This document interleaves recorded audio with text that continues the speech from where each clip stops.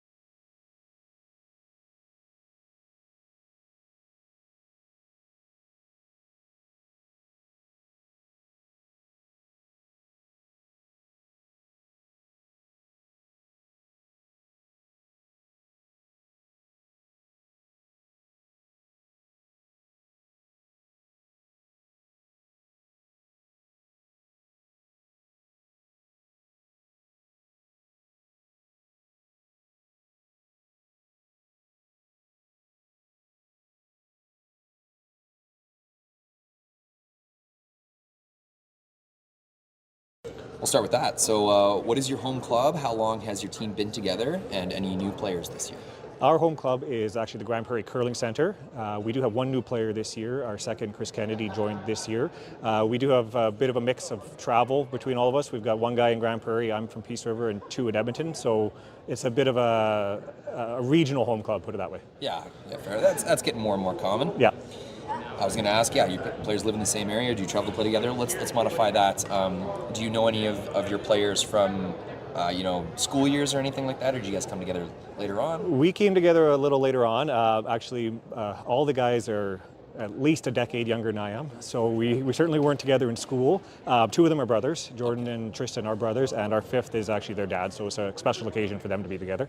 I've known Jordan and Tristan for quite a few years, and their dad just from the Peace Tour, which is a tour up in the Peace River Grande Prairie area. And then we got put together with Chris this year. He played with Tristan and actually with Karsten Sturmey on the U of A team for quite a few years. Who coaches your team, and what strengths do they bring? We have Tracy is sort of a mentor, and not an official coach, I guess you would say, but he is a mentor to all of us. We do talk to him quite a bit. We bring him here for some experience. One of those guys that's been to some events over the years and has seen a lot of different things. So it is awesome to have that extra set of eyes here for that. Yeah. What has become the identity of your team? What does your team do well, and how will you use that to win games this week? We are, and I don't know if you can say this is a good thing depending on how you look at it, but we are a grinding team. We didn't play a ton this year, so we have found ways to win some games in some not so pretty fashions. We're going to not quit. We're going to keep coming at you and keep throwing things at you. We do try to lean to our strengths, which, we try to play an aggressive game and put pressure on the other teams. Talking about individual player strengths, who would you say is the lead communicator on the ice? Who's really pushing information? That would probably be, actually, it is a mix of everybody. Tristan and Chris, all their years of U of A training on there, they look for a lot of things that I just don't look for. I didn't have that past training when I played as junior. It was a totally different game. Jordan's sort of in the mix, in the middle between us in terms of ages, but all three of them were trained very well by some very good coaches and some very good junior and then university programs. So they're all throwing information at me, and we do not lack in communication. It's one of our strong suits where we always talk things through, and sometimes a little too long. We'll have to watch the clock a little bit here, but I know I can be guilty of absorbing a bit too much information, and I got to be a little quicker with things. So, very analytical answer. I like that. Who would you say who can throw the biggest weight on the team?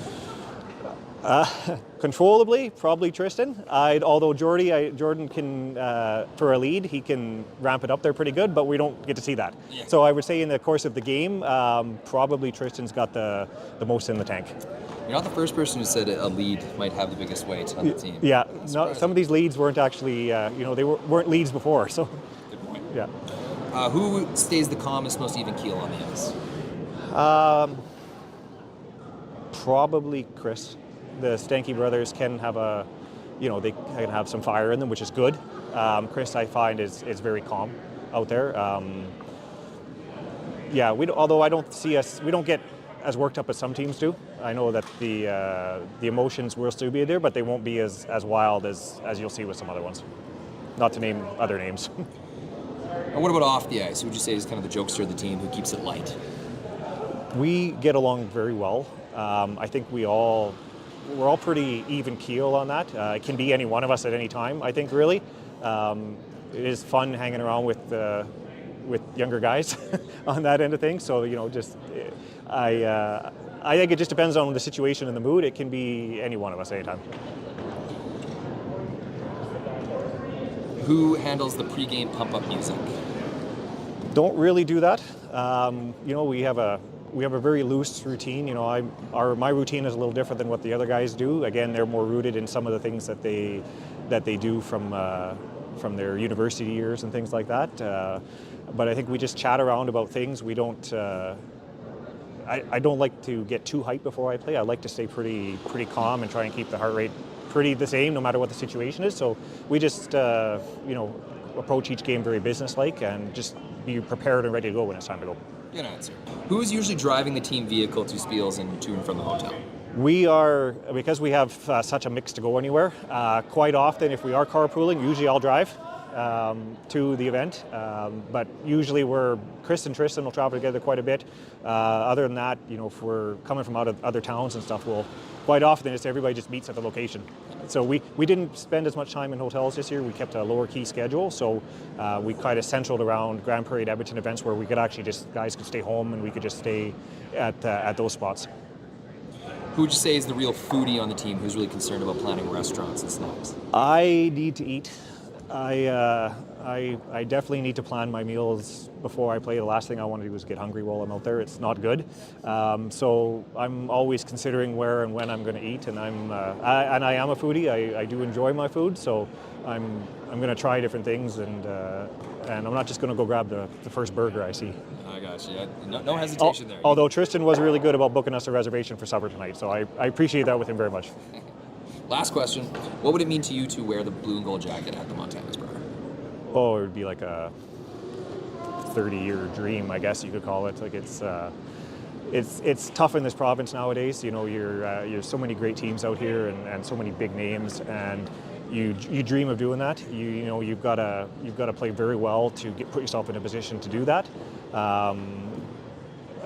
I try not to get too hyped up in what the end result could be. I got to focus on doing the right things to get to that position first.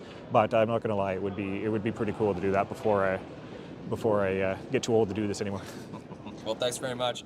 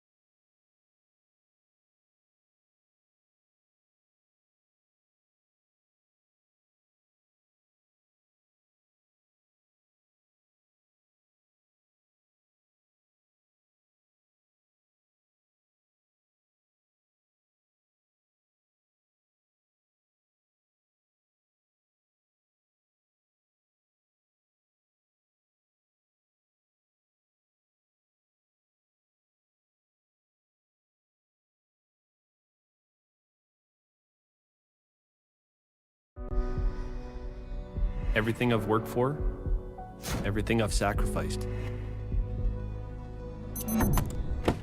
has led to this. It's out of your hands now. All the gold medals in the world can't help you now. You could throw the perfect rock and still miss, but it just takes one. You leave it all out there on the ice to leave behind a legacy.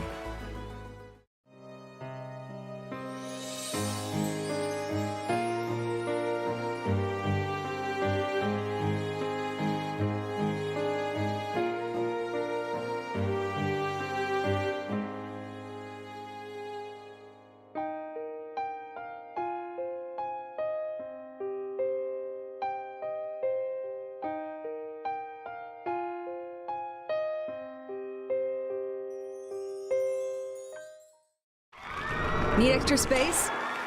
We rock at storage. Try 4 weeks free at a location near you. Sentinel Storage, proudly Canadian and proud sponsor of the Alberta Scotties Tournament of Hearts.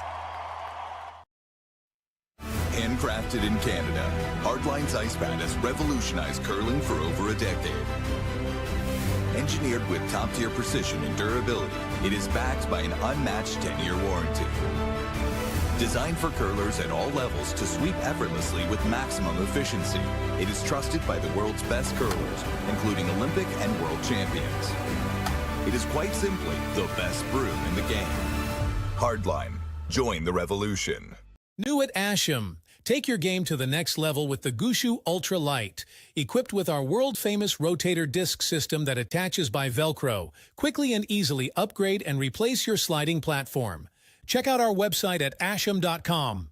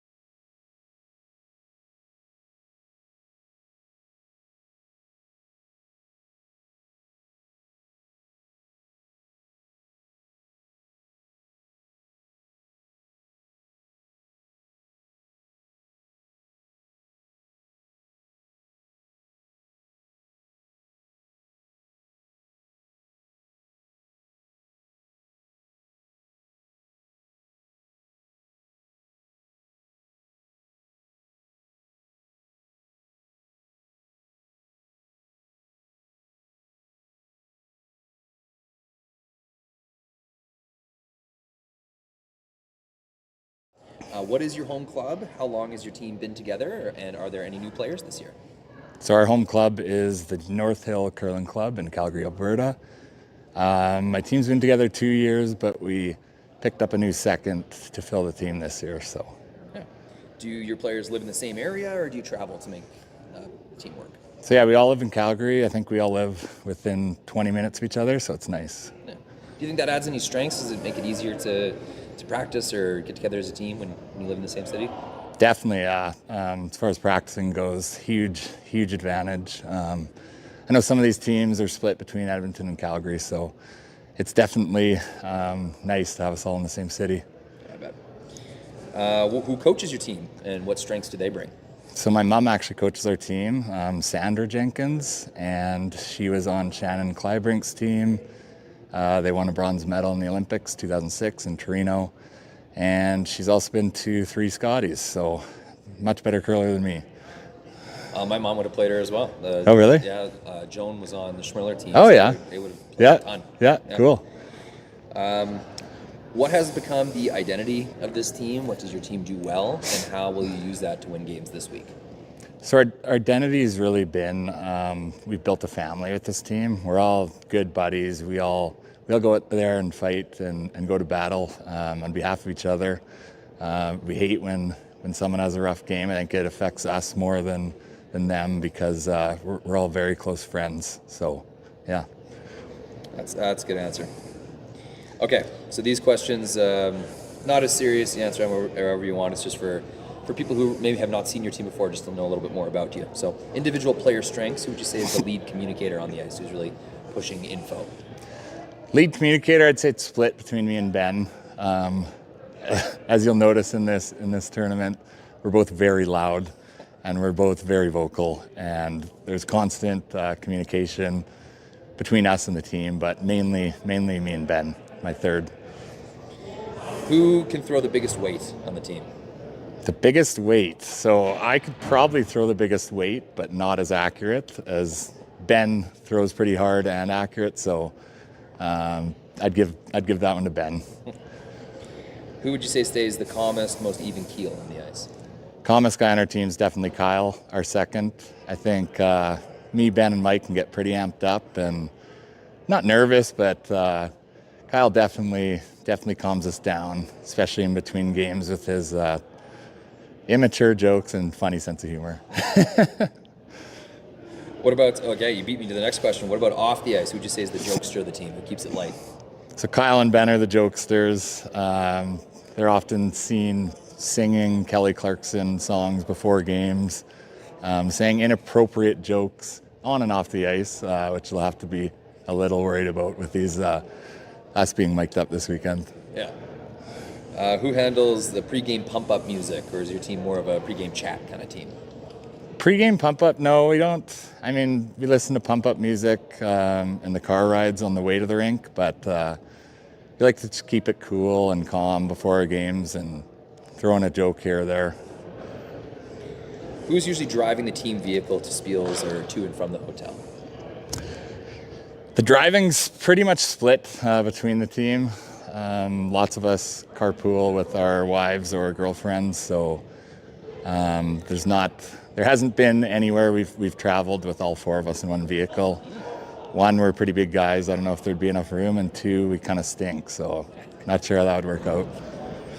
Who's the real foodie on the team? Who's really concerned about planning the next restaurant or snacks? So that'd definitely be our lead, Mike McIntyre. I think he was more stressed about what we were going to eat this week than the actual curling.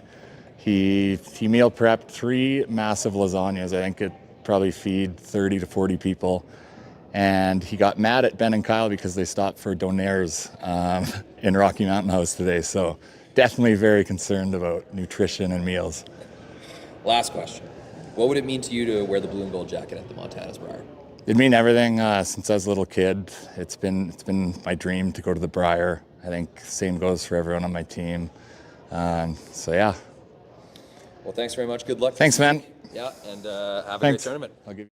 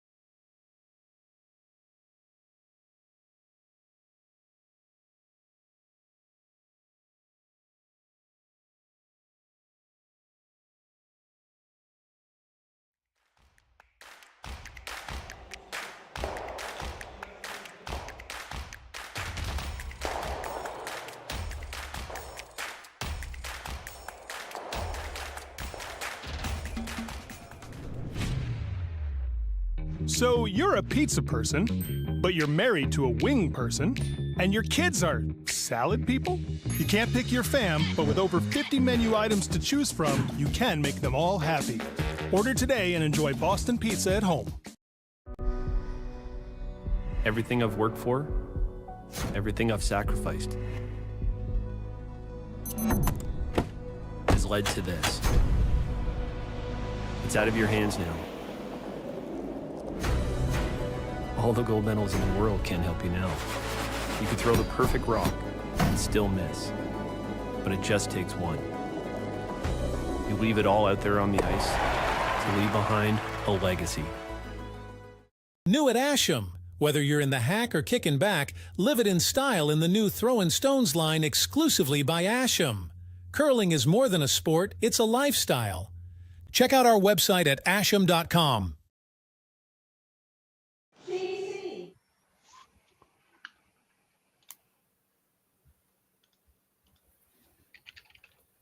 Good morning, ladies and gentlemen, and welcome to the 2024 Alberta Boston Pizza Cup Men's Curling Championship. We are coming to you live from Hinton, Alberta in the Bill Thomson Arena on this crisp Friday morning. We are going to be featuring a game this morning between Team Jenkins and Team Webb, a battle of the North versus the South. We have Team Jenkins coming out of Calgary in the North Hill Curling Club, and Team Webb featured out of the North, having qualified from the Grande Prairie qualifier along with Dylan Vavrick. My name is Gord Coppathorne. I will be doing a lot of the color work for you, and I'm being joined by Kai McCauley, who will be doing the play-by-play. How about you say hi to them this morning, Kai? Good morning. So this is draw number 6 on our way to picking ourselves an Alberta men's curling champion. For those of you who may or may not know, both of these teams have had representations in this event, so we should be in line for a thrilling and exciting match. So this is Team Webb, featured currently on the screen. They are Tracy Stenke, Jordan Stenke, Chris Kennedy, and then Scott Webb playing out of, again, the North.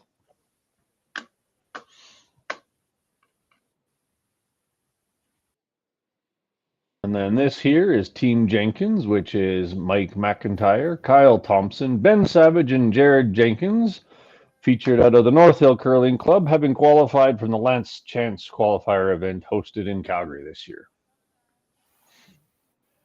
We have Sheet A with Brian Parent playing against Andrew Dunbar. Sheet B is our featured sheet. And Sheet C today is Dylan Vavrick against Johnson Tao. We will be keeping an eye on those as the games progress and give you updates in case you're not aware of what's going on. If you are curious about any of those other games, you can find them on other streams featured in YouTube, hosted by wonderful Curling Alberta. Yeah, I like it. 12. 12? Yeah. So, Kai, what do you expect for a first end on a crisp Friday morning? Usually this early in the morning. It's Friday in the event, so both teams should have a good idea of how the ice is running this morning. So we should see maybe a little bit of a more defensive first end, couple hits just to warm up the pads. But we could see the teams try and play a little bit aggressive here. We see that first guard thrown up by Team Webb, so they might try to be playing a bit more of a draw game this morning and pushing the envelope a little bit early. But early on in the game, we could see bail early and a couple blanked ends. Same way to touch more. Touch more if anything, but 2 feet. Line is fine though. So it looks like Jenkins starts the game with hammer, having been selected by a draw to the button during practice. Vavrick again has the typical attack the center. Top 8. No ad. Top 8. Whoa. Team Jenkins here trying to wrap one around that center guard and place it top 4, top 8. Ben. Top 8. Yeah, you got to curl it, Ben. Fight in the 4. Fight in the 4. Hard, Benny. Hard, Benny. Knife, Ben. Knife. Oh. Knife. Yeah. Knife. Can't hurt it. Good. Nice throw there, keeping it above center and fully buried behind that really good guard. Good finish there by Ben. So you see them saying knife. What does that mean, Kai? That would be indicating which angle of the broom head they'd like to see Ben sweep with. Just that sharper angle allows the rock to get a little bit more curl and not so much more distance. So you see lots of rocks tend to curl a little bit more and die a little bit. So just a different style of sweeping. Okay, go then. An adaptation of directional sweeping is what you might say. Hard. Hard. Team Webb here trying to lock one on top of that red. Hard, you gotta cut. Keep going. Keep going. Keep going. Right here. It's looking pretty good. Just under curled a little bit there, but still a really good spot. Fight top 4. Pretty aggressive first end. Lots of rocks being called to draws to the 4-foot and all that, so it should be pretty interesting. I was thinking the same thing. It was unique that Jenkins decided to go under the center guard so early, and now they're just putting all the rocks in the 4-foot. Top 12. Makes for more interesting ends. I will certainly enjoy it more than smash everything. Ben, you gotta go. Knife. Hard, hard, Ben. Really gotta curl it. Hard, Ben. Hard. Right over. Hard, hard, hard, hard, hard.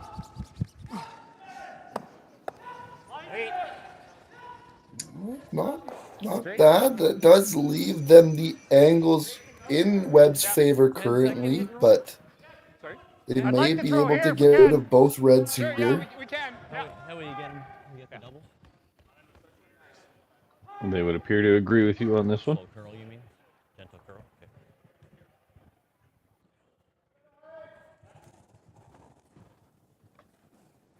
Big 10. Yep. Close. Little big. Yep. Whoa. Whoa. Whoa. Whoa. Tristan. So what does Big 10 mean to you, Kai? Big 10 would mean they're going for 10 seconds and they just throw a little bit warm. So I would probably closer to about a 9.5 from a hog to And hog. what does, for those who don't use numbers, what might 10 mean? I can get under if you Well, want. 10 is usually a control I can weight get under. or a nice Yeah. easy. Yeah. You see a lot of teams refer to it as easier control, and that one probably came out more of a normal to strong control. But they were able to manage it nicely and execute the double and keep both yellows in play. Big hat. Oh. 12. Ben. Board. Ben. Closer board. Hard, Ben. Seeing both teams call a lot of curl on the sweep and not a lot of straight. So perhaps we'll see both skips start to tighten up the ice a little bit here. Good. Yeah, they're not taking chances with the guards. They're happy to leave rocks sitting open, though it's working better for Webb than Jenkins thus far. We're gonna roll my way. Yeah.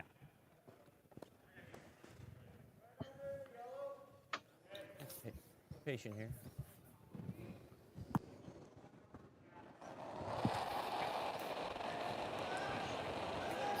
Big board. Hey, well then. Big board. Well then. Whoa. Whoa. Whoa, Chris. Really gotta go. Once again, trying to get this rock to curl. Really gotta go. Hard, hard, hard, hard, hard, hard, hard. Interesting how one team is calling numbers, another one's calling boards, controls. Neither is wrong, but interesting to see them operating differently. Yeah, Team Webb able to keep that shooter in the 12-foot, so the force is still in play. Jenkins is going to try a nice hit and roll to get on top of that back yellow one. Try and get something building again. Would you ever entertain drawing under the guard? First end, I think it's a hair early to commit to the draw game. 10. If you let them sit 3 here, you could be in a world of hurt. Whoa. Yep. Whoa. Yes. Yes. Whoa. Whoa. Mike. Whoa. Mike. Whoa. Mike. Whoa.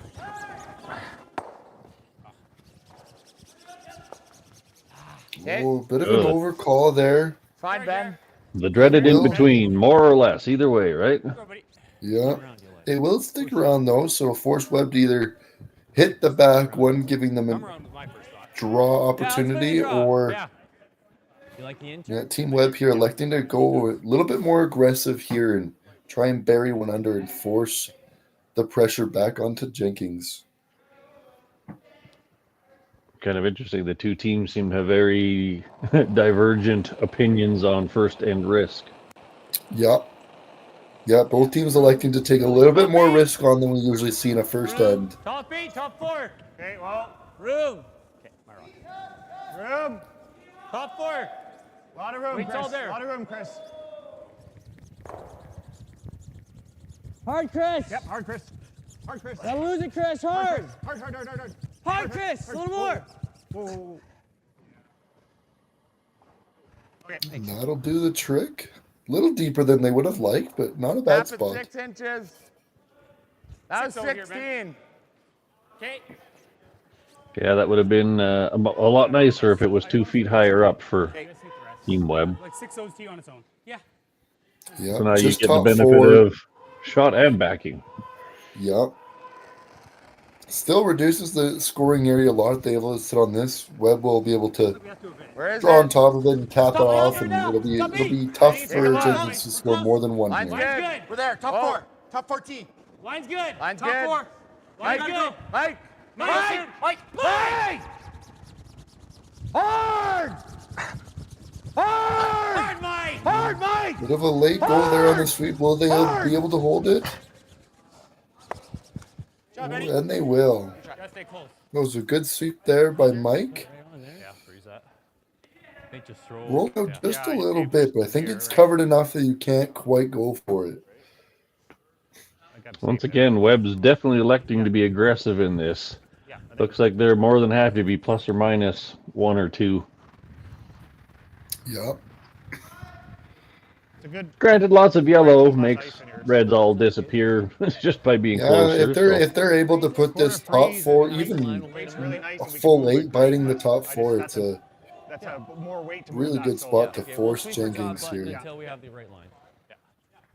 Even just a corner buried, then the double is not an option. So, not I an agree. overly complex draw.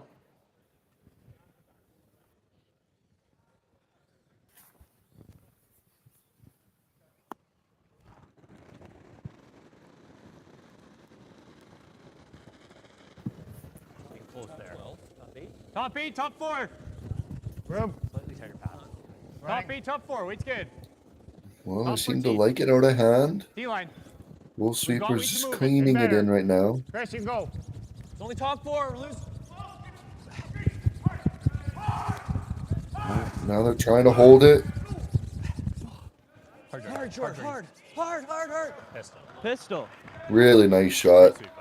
That's an excellent shot by Team Webb. Really putting the screws to Jenkins on this one. Yeah, Jenkins will have to make a nice one here to try and secure a point. And they got there. We need to be a whole rock wider. Right there. A miss here could open up a potential steal of a multiple for Team Webb.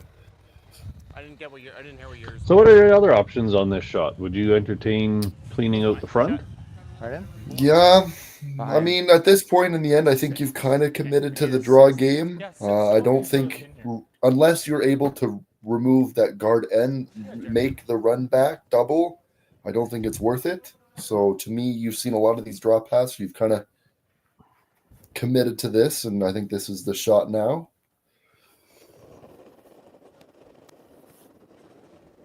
Can't hurt it. Gotta go. Yeah, gotta go. Both sweepers said they got to go out of hand. Come on, Mike, dig. It's all you. We're not in. Tight. Halfway. Halfway. Jenkins will be coming up light here as both sweepers are calling a halfway guard. That will not make their lives any easier. As now Webb is able to wrap another one. You might suggest that that was not the pro side miss. A little bit on the heavy side, moving yellows may have at least created opportunity. At this point, yeah, they just created a guard and killed half the sheet. We could just get rid of it. Yeah, either one. I like them. I like just. Yeah, I think you could also play the nose hit on that side red there as they're trying to do, and they can sit the 4 now. I like that. And if it hangs on you. Yeah, I like that. Like a 10. Yeah. Yep, 10-5. That 10-5, Jordy. Yeah, I like that. Yeah, so just going to throw that control weight again. They've seen it a couple times now this end, so they have a good idea of how that should run. I find it interesting that they all of a sudden switched to a very conservative call. Sure, you'll be sitting 3 or 4, but the complexity of Jenkins' last shot's not going to be as high as if, say, you blocked off the draw on that side as well. Throw it to make it. I think the only advantage to calling this hit and not the draw would be don't let Jenkins have a look to see what that path is doing. Right now, you are pushing him out further in the 12 foot than any team has thrown or seen, even in practice. So I think you're kind of trying to give that wild card entirely to him. Tristan!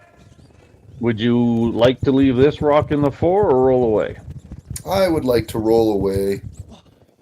There's no harm as long as you stick around, or even rolling out is all good. You sit the 3 anyway, and Jared will have the draw to the pin for 1. I agree with that. You didn't want backing for them to have a cheap way to simplify the draw. Yeah, this draw is already hard enough, I think.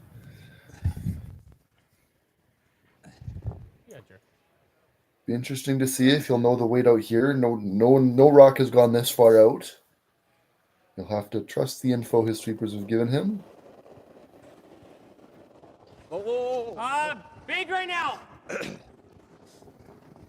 Back 8, back 12. Possible overcorrection. Weight's getting better. Back 4. Close. Yep. Oh, back 8. Back 8. Wait on me. Back 8. Back 8. Nice. This rock will have to curl in. Go. Hard bend, you got it. And it'll just roll off, and that'll be a steal of 2 for Webb in the first end of this game. 3 feet heavy, eh? Team Jenkins not going to be too happy with that, but this tends to be sometimes the outcome when you really commit to that draw game in the first end, and one team just comes out a little bit sharper and executes just a little bit more.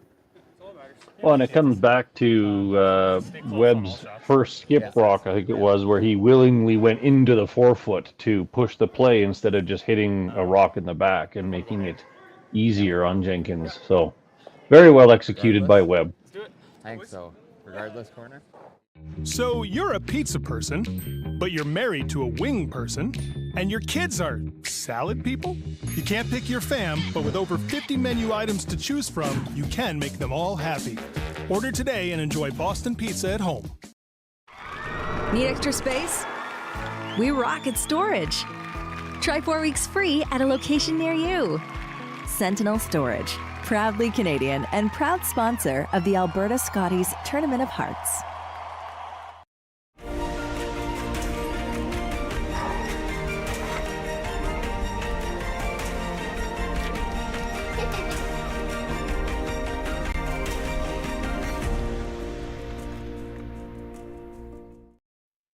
Handcrafted in Canada, Hardline's Ice Pad has revolutionized curling for over a decade. Engineered with top-tier precision and durability, it is backed by an unmatched 10-year warranty. Designed for curlers at all levels to sweep effortlessly with maximum efficiency, it is trusted by the world's best curlers, including Olympic and world champions. It is quite simply the best broom in the game. Hardline. Join the revolution. New at Asham. Take your game to the next level with the Gushu Ultra Light. Equipped with our world-famous rotator disc system that attaches by Velcro, quickly and easily upgrade and replace your sliding platform. Check out our website at asham.com.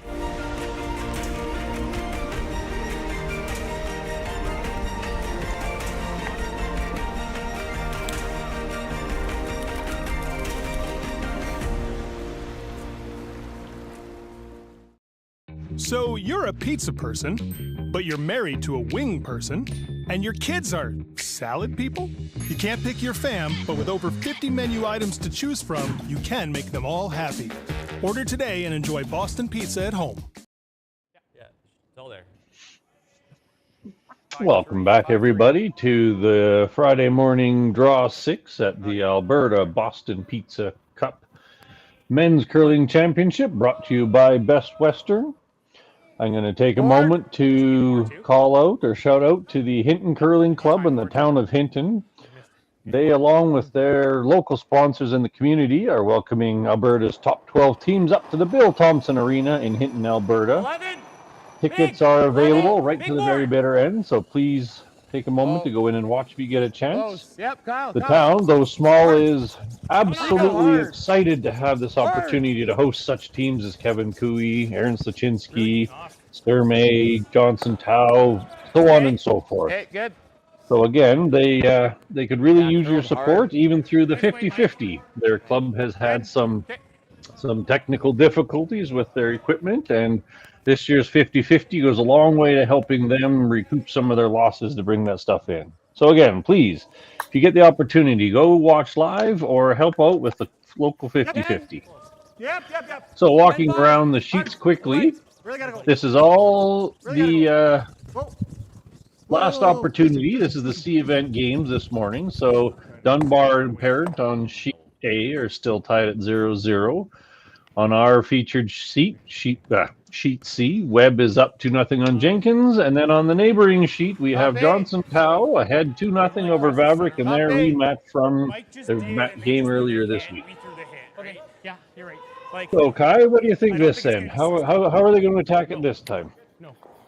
Well, I think Jenkins is now in a bit of a difficult position. They're going to have to, being down too early on in the game, they're going to have to take some chances here and there, but I think they might play a little bit more of a simpler end and just really try and get their draw weights down and just kind of learn a little bit more about the ice and then maybe take it to Webb and middle to later ends to regain some ground. We can see immediately the play is going over to the wing this end, which is definitely a benefit to Jenkins with Hammer. Okay. That's my bad, Kyle. 6-2, Ben. Yeah, I didn't think it would run that well. That's fast. You got it, Chris. What does 6-2 mean? Eh? 6-2, you see a lot of teams now are calling 6-2 as a 16-2. A lot of teams have just dropped the 1 and said 6-2 is a little bit clearer and a little bit more easier to yell across the sheet than 16-2. So a lot of teams are just simplifying it a little bit. So both Jared and the sweepers there are just a little perplexed of why 16-2 was a little deeper than they thought it would run. So you can just see a little bit of uncertainty there on what the pass are doing and what the times are. But both teams should have are pretty close. 11-5, eh? Yeah. 12. I threw 12 in the first on my calculator? Yeah. Nice. Nice hit there by Team Webb. Would have liked to get that double, but giving Jenkins an opportunity to hit and roll away and sit 2, split the house, and maybe bring a deuce back into play. Roll under, Jer. Mike. Hard. Okay. Would have liked to roll one way or the other, but just didn't quite curl up or over curled. They were caught in between once again. Still board. It's still a really tricky double here if they do try and take it on, but I don't think they will. I think they'll just play the hit, try and sit right there if they can. A little less. Yeah, Webb's a little bit over a barrel. The perfect hit and roll still under T-line, which makes great backing for a subsequent draw. But sitting there facing 2 Red Rocks, you got to move something. Okay. Clean. Whoa. Clean. Close, Jordan. Jordan, get close. Hard. Jordan. Hard. Once again, trying to generate some curl with that knifing there. No. And a nice shot there, right on the nose. Although this will give Jenkins another opportunity to hit and roll. They'll probably have to go under the guard this time as they try and roll away. It might clip their red. Things have worked into their favor, though, because now they're above T-line, so you have the opportunity to basically sit 2 under a guard and above T, which would greatly shift the pressure back on Webb. Hack. Whoa. Close. Clean. Whoa. Clean. Yep. Hard, Kyle. Clean. Gotta hold it here for the line. Mike. Hard. Throw, Ben. Oh, and it just didn't quite curl up the way they thought it would with that little bit less weight than they thought. Yeah, like a half So rock, the double will be in play now.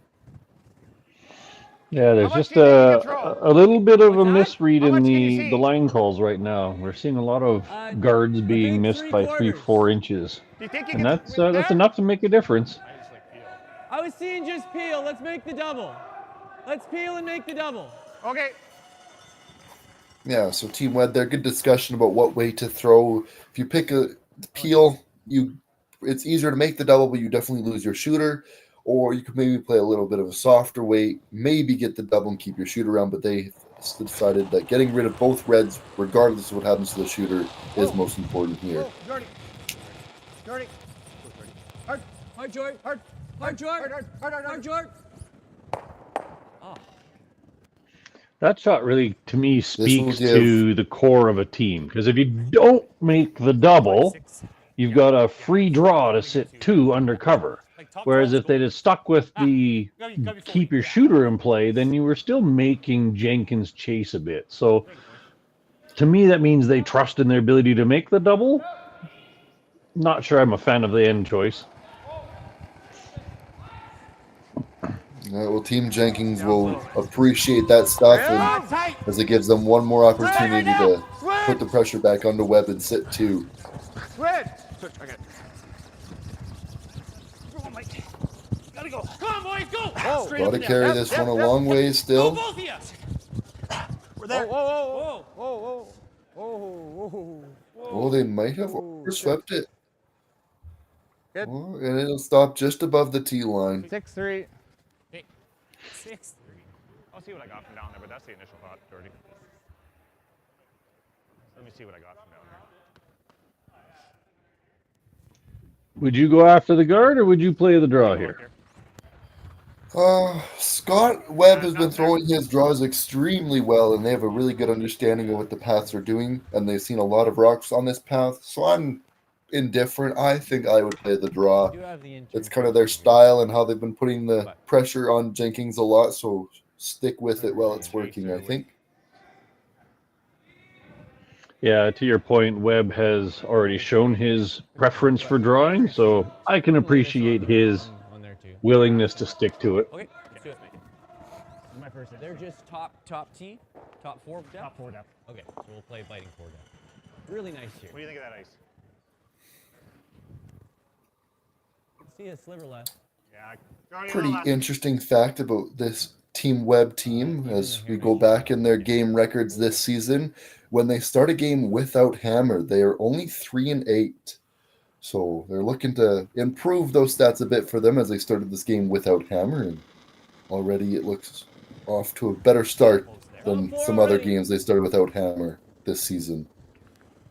I'm also seeing that their points for and points against are fairly large numbers in the 7-8 category. So if you're scoring 8 points a game and giving up 7 points a game, it very much speaks to what we've been talking about, which is their willingness to gamble and lean on the draw. Yeah, and we see there a gamble for them did not pay off. Scott Webb, a shocking draw that went through the rings and really opening the doors here for Jenkins to bury a third one under that corner guard. I think they're just going to split the house, but that's, to your point, sitting 3 with little Webb can do about it. Okay. You don't like throwing on top of that one, eh? Pardon? You don't like throwing the same shot that I just threw? He's going to be throwing this freeze again. Back four's gold, Benny. I like split house. Not for back 4. Okay. He's not freezing. I don't know if I think my preference would be to go under that guard. I don't know about you, Gord, but I think Scott Webb is, like their sweeper said, they're playing this freeze anyway, and they've seen that path, so I don't know what splitting the rings really does for you here. As long as you would be second with a perfect freeze, this is a great call. Then you get a free draw for 3. Going under the guard is good as long as you don't leave a double or a triple in response. So this gives you a larger target because you just got to be full 8-foot, somewhere past center line, really. And let's keep in mind that he missed both of his draws in the first end, so it's a more comfortable shot when you have half a house to aim at. Wasn't as fast there as I thought. 7-2. Yeah. Jerry, Yeah, so see there, Jared just didn't think it was as quick as he thought it was, and he'll end up full 12, but This is fascinating. They have two choices here. Try that freeze again and take everything, or at least 2 out of the 3 shots out of play, and force Jenkins to just draw for 2. But they're actually electing the steep double by the looks of it.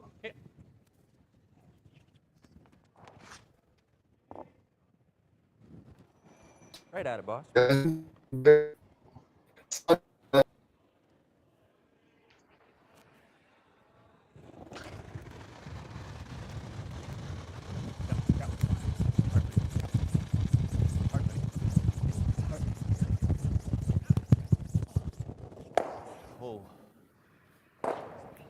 And the steep double did not... Ooh, that's a fortuitous twist. I still think Jenkins is sitting 2, but that's that flip-flopping. You go from offensive to defensive to offensive to defensive, and you don't really get a groove. The freeze, if made properly, would have been a brilliant way to cut out 2. In that sense, it's unfortunately just giving a free draw to Jenkins for his 3. Same as draw the button, eh? Yeah, I like it. 6.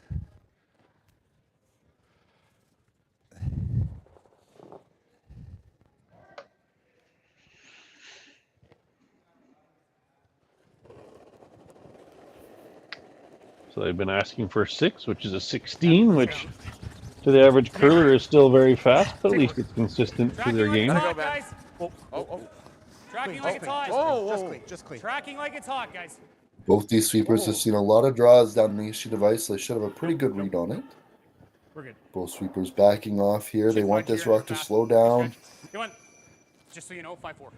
5-4? Yeah. Okay, that path was okay. 3 of them. And that rock will slow down for the back button. Good end,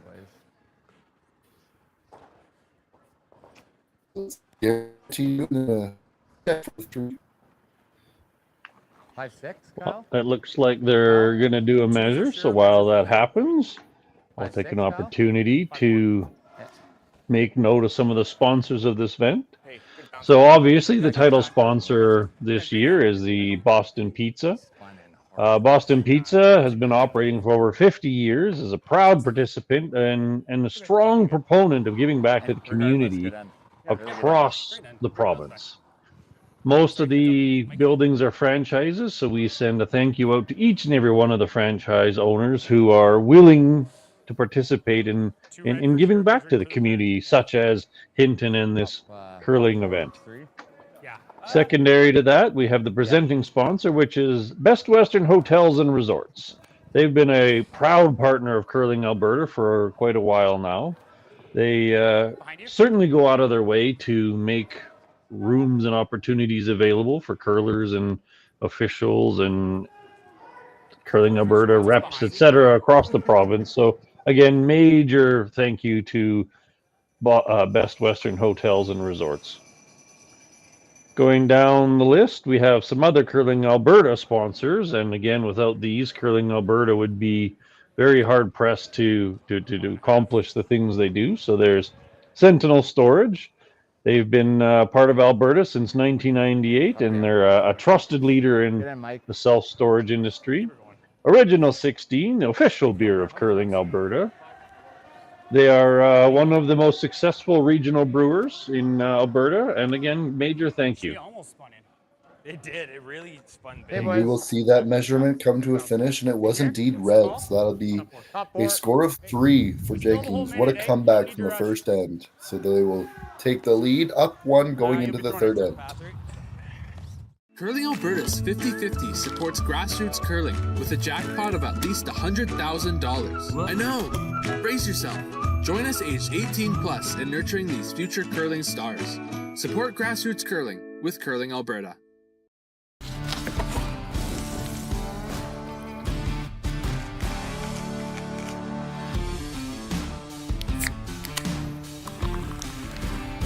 Original 16. Celebrate things done well.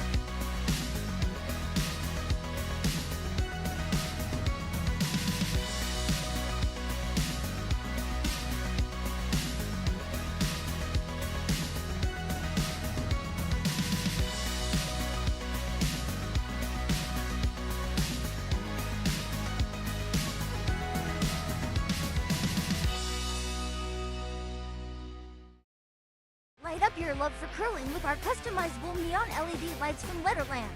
Choose your new neon mixed doubles partner or make a statement with a neon curling rock in your window.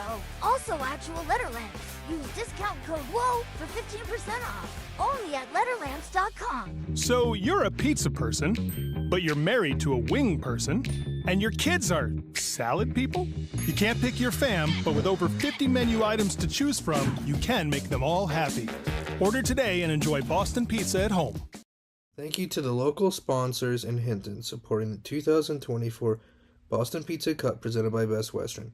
Thank you to Diamond sponsors Tourmaline, Tech, and Reynaldi and Sons Contracting Limited. Welcome back, everybody, to the 2024 Alberta Boston Pizza Cup Men's Curling Championship. The end is just starting to warm up, so while that's happening, I'm going to take a moment to again encourage people to participate in Curling Alberta's 50-50 draw. This morning is the start of today, so there's not much in the pot yet, but over the last 3 days, we've had winners of $2,700, $6,200, and yesterday the max jackpot was $10,500. So please participate in the 50-50. It will go a long way to help Hinton recover from their curling plant issues. Again, walking around the other sheets, keeping you up to date. So we have Dunbar and Parent playing over on sheet A. After 2 ends, the score is 0-0. They're in a defensive juggernaut battle.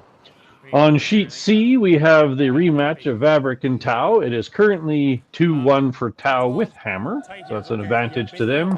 Then again, on our sheet here, with the featured sheet, the score is currently 3-2 Jenkins over Webb. Webb has hammer. So, Kai, after 2 ends, if you were either of these teams, would you shift your game plan or just stick with what you got going?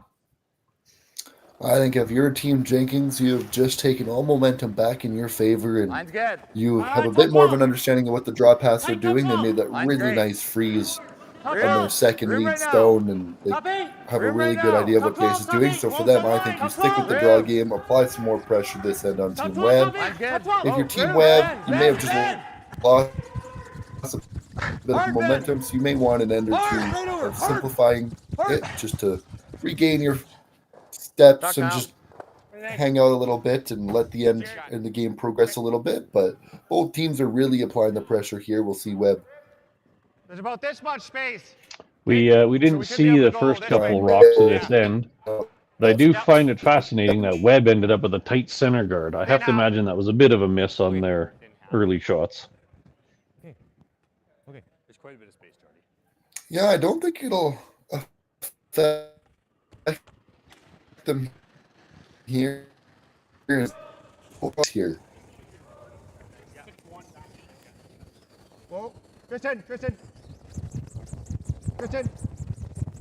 You need to curl a little bit.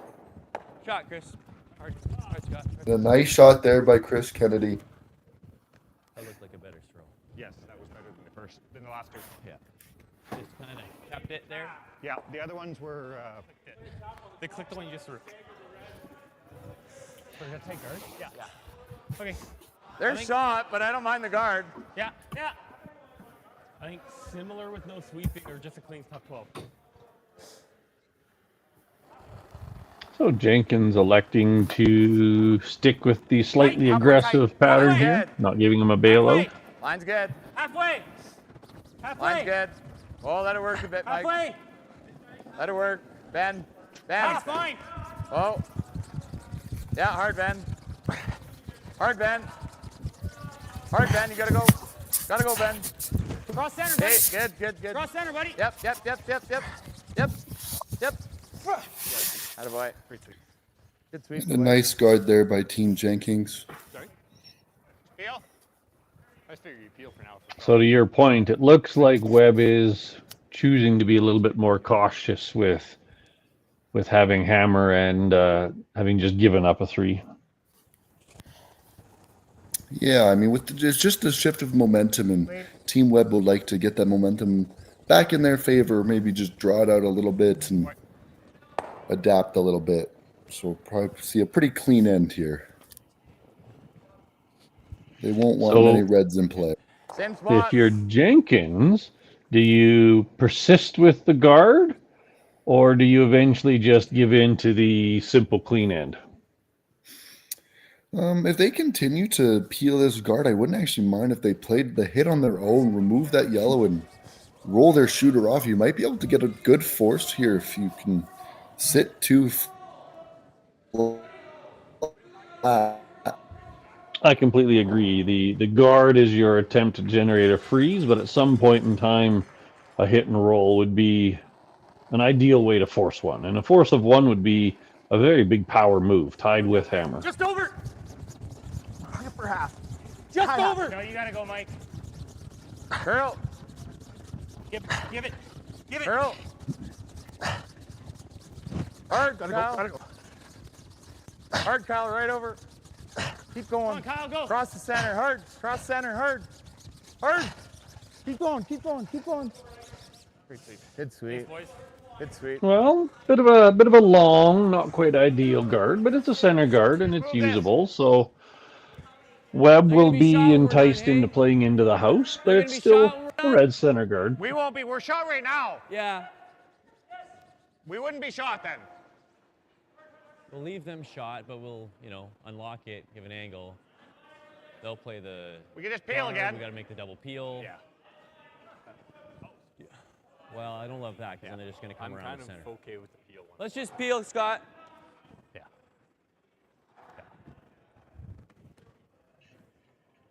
And in the end, they decided to play it safe and go with a peel.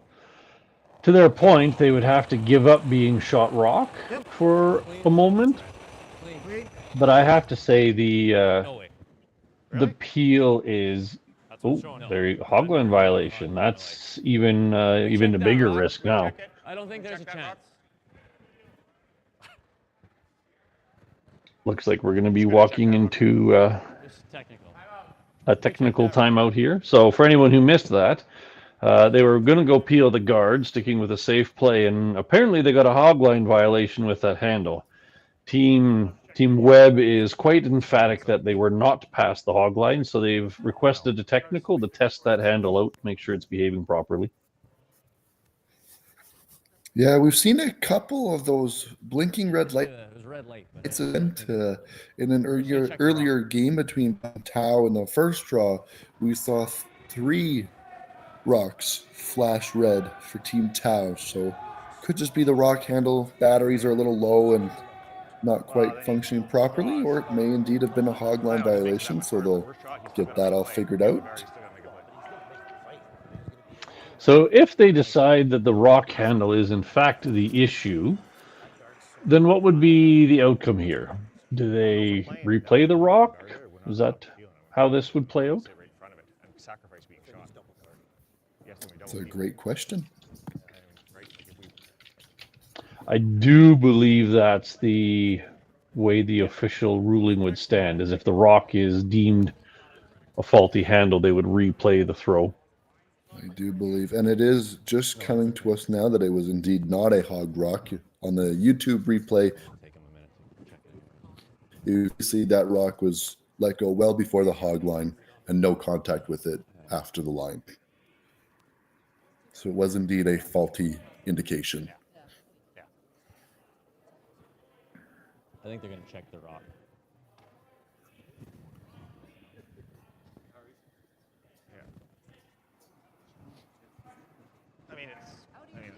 It is what it is. What it is.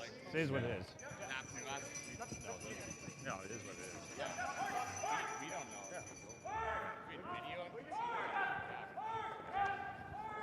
I can't see that hog line to time, let alone fucking I can't see anything anyway. So, but I mean, yeah.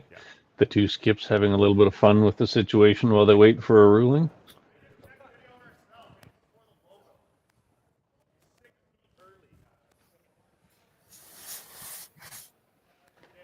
The moment where you wish the umpires were mic'd so you can hear this conversation.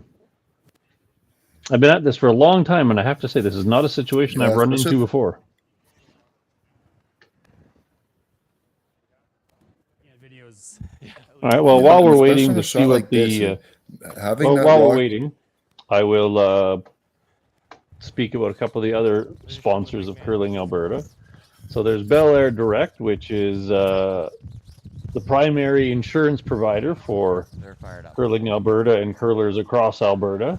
They are willing to give exclusive discounts to any member of the Curling Alberta family. There's the Heck Gervais Academic Scholarship Foundation. They've been awarding scholarships to curlers for many, many, many years, which is great support of curling and the curling members trying to get a secondary education at the same time. And finally, we have Sandbagger. This is the first year they've been a sponsor for Curling Alberta. They are a provider of hard seltzers in Alberta. Anybody who's had a chance to stop by their booth and try it, they are actually a fairly refreshing and enjoyable light drink. So welcome, Sandbagger, to Curling Alberta's list of sponsors as well. As we can see, they're still working through the situation. So again, we have the scores, the running scores on the screen. So Ryan Parent and Andrew Dunbar are locked in a defensive battle, 0-0 after 2 completed ends. Our feature sheet, again, 3-2, Jenkins taking 3 in the second to take a 3-2 lead over Webb. And then over on sheet C, we have Dylan Vavrick and Johnson Tao having their rematch from an earlier game this week that Kai had already alluded to once. And Johnson Tao is currently holding a 2-1 lead and has hammer over Dylan Vavrick. Every game and every draw that's being played in the 2024 Alberta Boston Pizza Cup Men's Championship is being streamed by Curling Alberta. You can find each game on the YouTube streams, so feel free to pick and choose whichever one you want to watch. We are only commentating one game each draw, but that doesn't mean you can't enjoy watching each and every one of the sheets.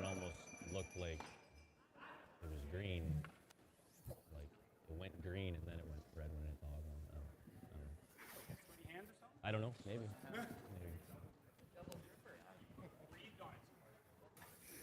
Apparently. I don't know.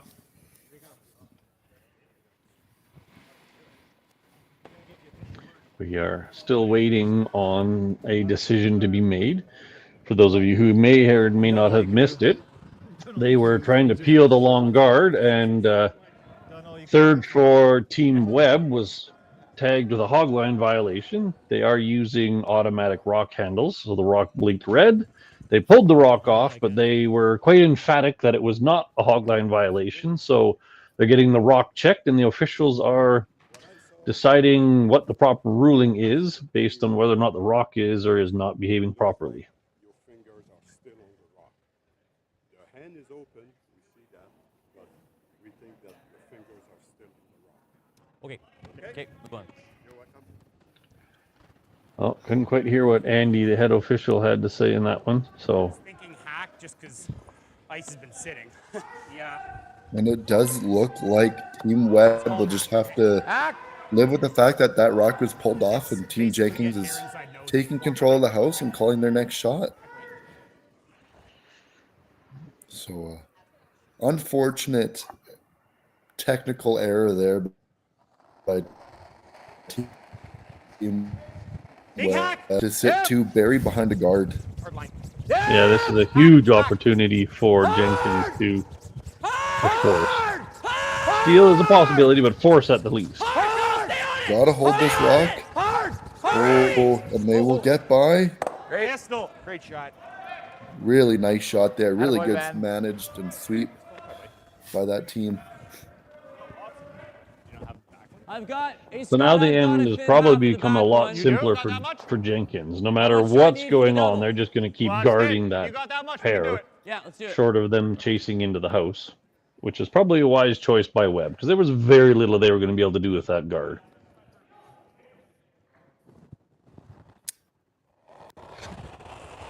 They recognize the high level of risk in this particular set of rocks, and they're just electing to move things around the house. Oh boy.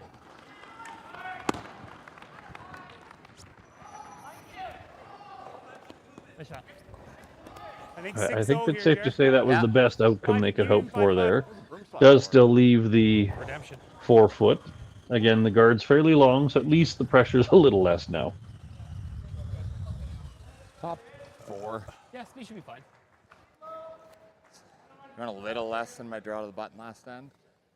4 feet less than that. A touch. No, not 4 feet. 2 feet less. I've been sitting for a little bit.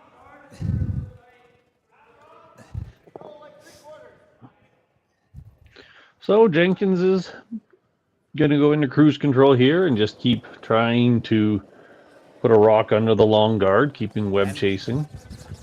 You gotta go. Gotta go. Ideal situation, bury one, peel guard, throw new guard, make him play a tough draw. Mike! Go. Top 8! Top 8! All right, help him then.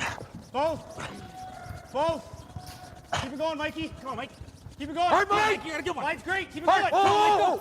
Whoa. Whoa. Pistol. Good one, Jared. Great sweep, Mike. Set 6-0, guys. Okay.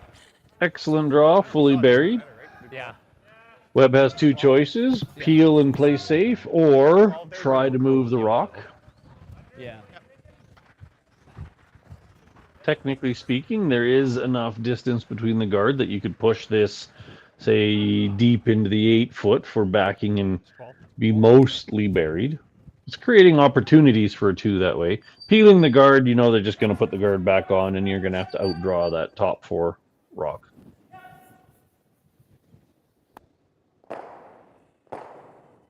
Webb has persistently shown a desire to be aggressive, so this is true to their colors.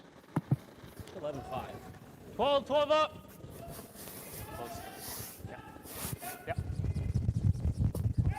The key here with this one is to at least move that red rock.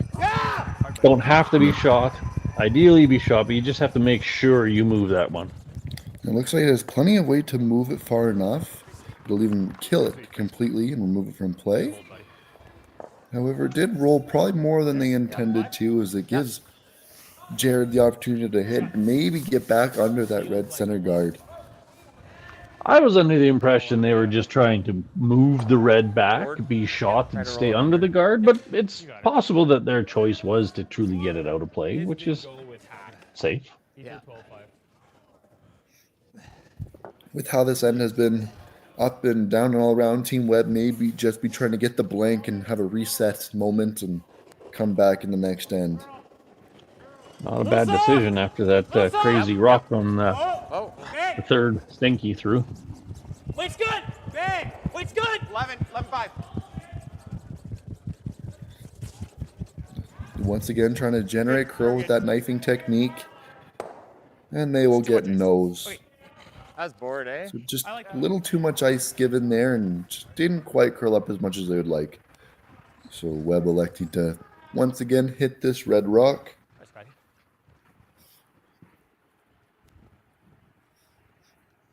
Hit and roll out, obviously the objective here.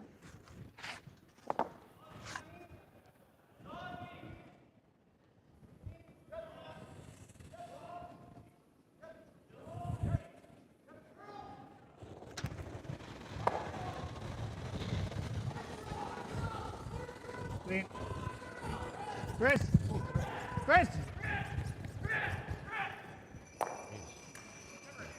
Ooh, and it'll catch just enough of that red rock to remove it from play. So it will indeed be a blank den, and the score will remain 3-2 for Team Jenkins going into the 4th end.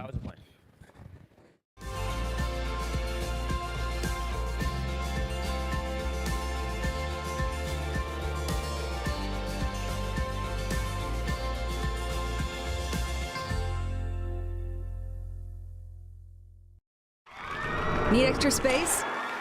We rocket storage. Try 4 weeks free at a location near you. Sentinel Storage, proudly Canadian and proud sponsor of the Alberta Scotties Tournament of Hearts.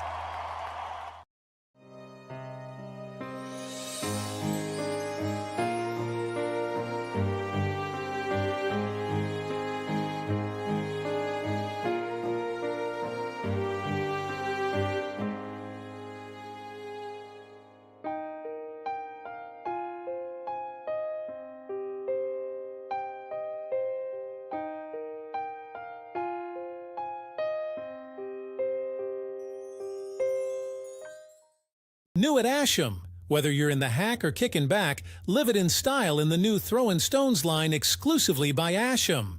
Curling is more than a sport, it's a lifestyle. Check out our website at asham.com. Curling Alberta's 50-50 supports grassroots curling with a jackpot of at least $100,000. I know! Brace yourself. Join us aged 18 plus in nurturing these future curling stars. Support grassroots curling with Curling Alberta. I don't remember a time when curling wasn't a part of my life. When I wasn't putting in the sweat and hard work to be the best that I can be. Clocking in the time, the effort to practice day in, day out. Curling is more than just a game. It's a family, a community. And when it's time to play, I know I'll be ready.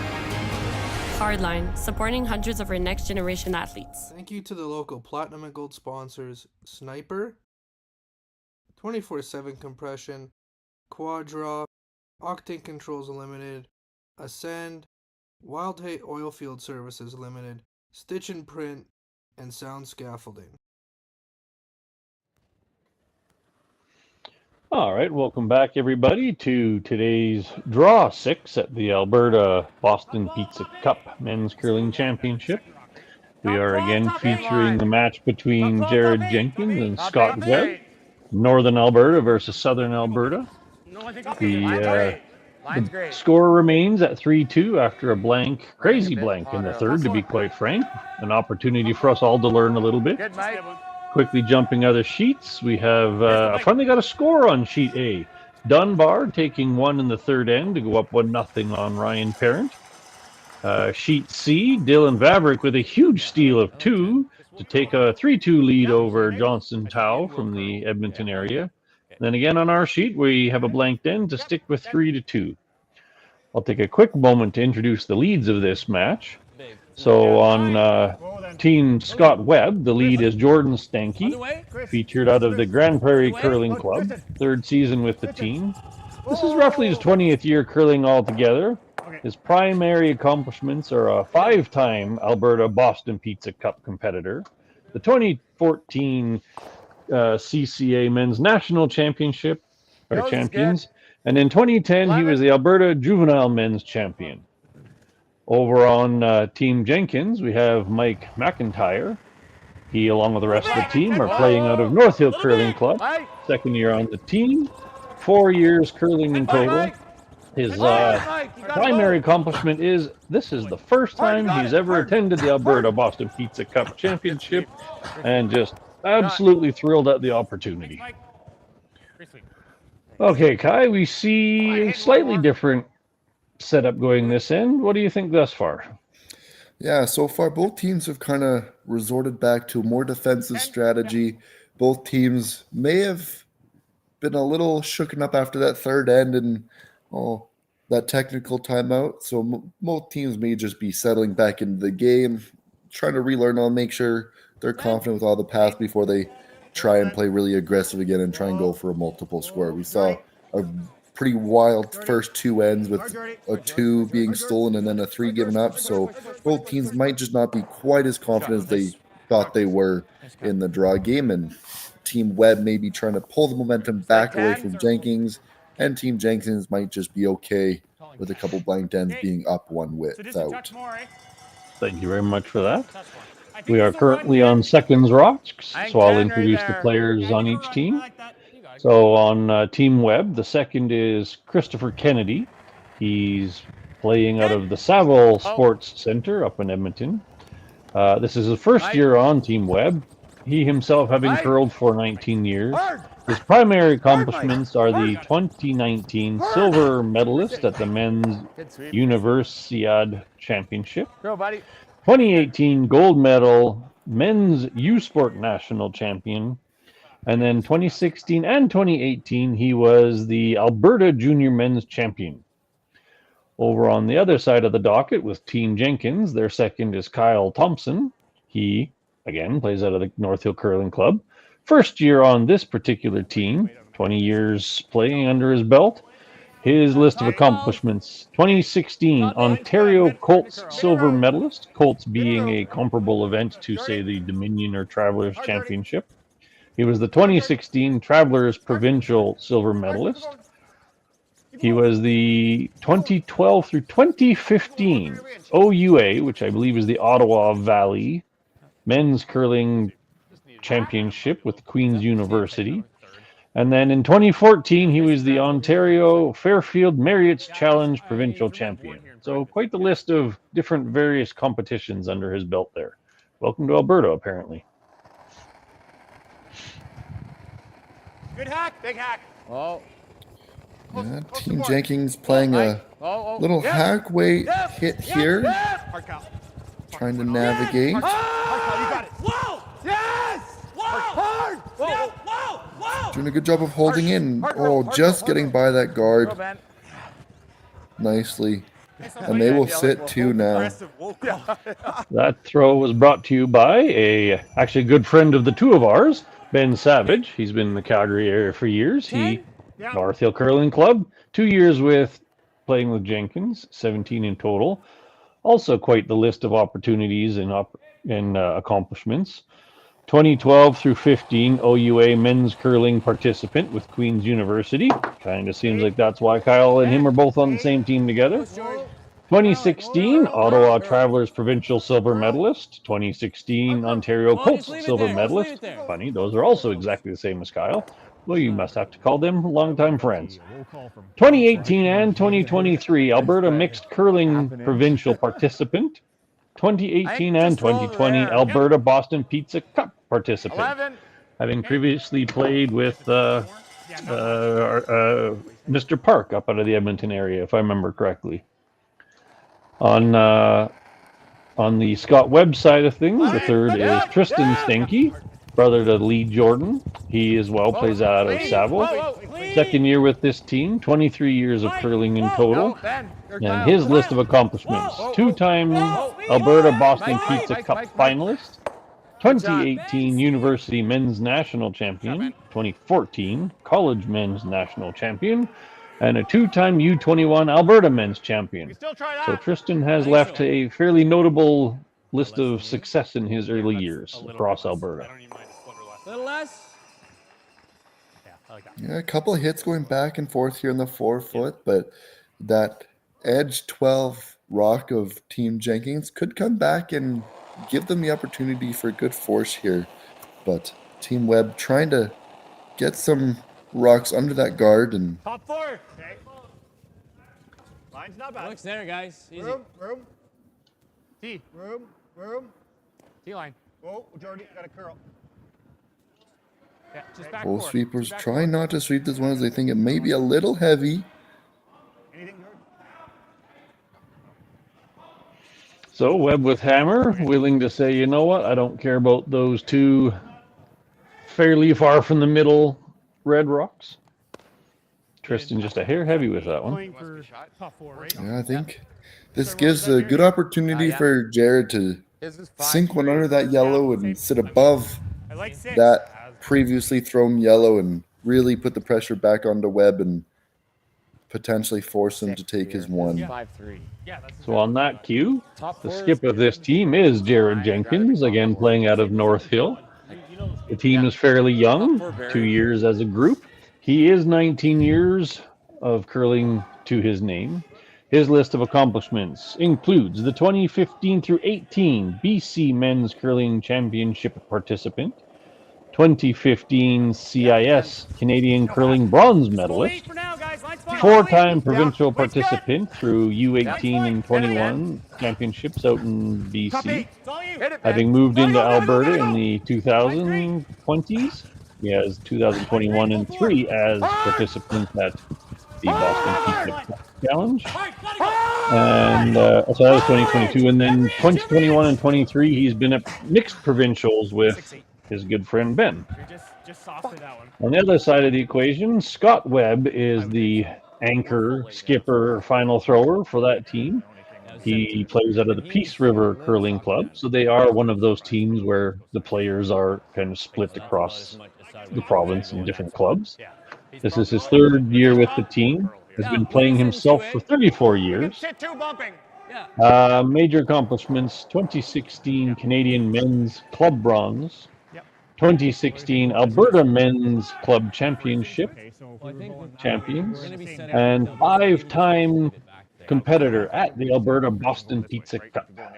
It's basically the same thing, right? Tight ice it a little bit. But what's the debate on this one, Kai? Move it too far, it's fine. Well, because they are, I do believe, second shot, they're really debating about you can either hit that red and sit the 2 if you stick right there, or if you play this freeze like they've indicated, you might be able to generate like a 2, maybe even a 3 if Jenkins isn't as precise on his last one and just trying to generate as many points as they can and secure their deuce with this freeze. For throwing, that tee line out of your hand. Okay. Yeah, speed's quick here. So just gonna try maybe freeze to a little bump, maybe get second shot, but I don't like they're definitely not gonna kill that red. So you might say they're trying to get the best of both worlds. Push it far enough to sit 2, but not take it out that you keep the backing. Tapping it. Correct. Oh, T-line. Trickier shot, but better outcome if you do it right. Having said that, they've thrown many, many draws, so it's probably as well known as the hit anyway. Both sweepers going pretty hard on this to get the bump. Oh, and I don't think it'll tap it far enough. It does look like red still remains second shot. You can see there by mistake. That yellow double there? It is. Could just play this. I guess we're not shot. Yeah. But it is close enough that this hit could easily lose the red one. So then that still brings the chance of a 2 in play. Yeah, you can't hit it too Yeah, thick. if you hit this thin, I do believe you can catch that thin double. In or out. Can't miss it too thick. In turn. If you hit this, you never want to hit this too thick. Yeah. Here, you. You, intern. So what were the sweepers talking about with me and you there? With this being a high weight shot, they're just establishing early what turn it is and who is that inside sweeper, so they can be the first ones down to hold this rock. As you can see there, Mike going down early to hold the line here. And now they'll try and curl it over. Ooh, huge mistake there. They apparently switched to Ben with the intention of trying to cross over the face of it, but that's a big error on Jenkins' behalf. Yeah, could not hit thick on that rock, and that rock will over curl and give Webb the opportunity for 3. This path is 3 feet faster. And you just threw about top 4 out of your hand, so take 3 feet off, and this is perfect. Even 4 feet. I remember once having a coach who said the cardinal sin after you take 3 is to give 3 back. Yup. Yeah.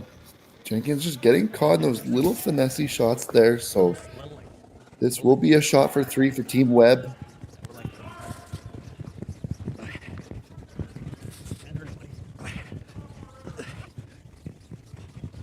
Both sweepers trying to drag this rock as far as they can. They think it may be light.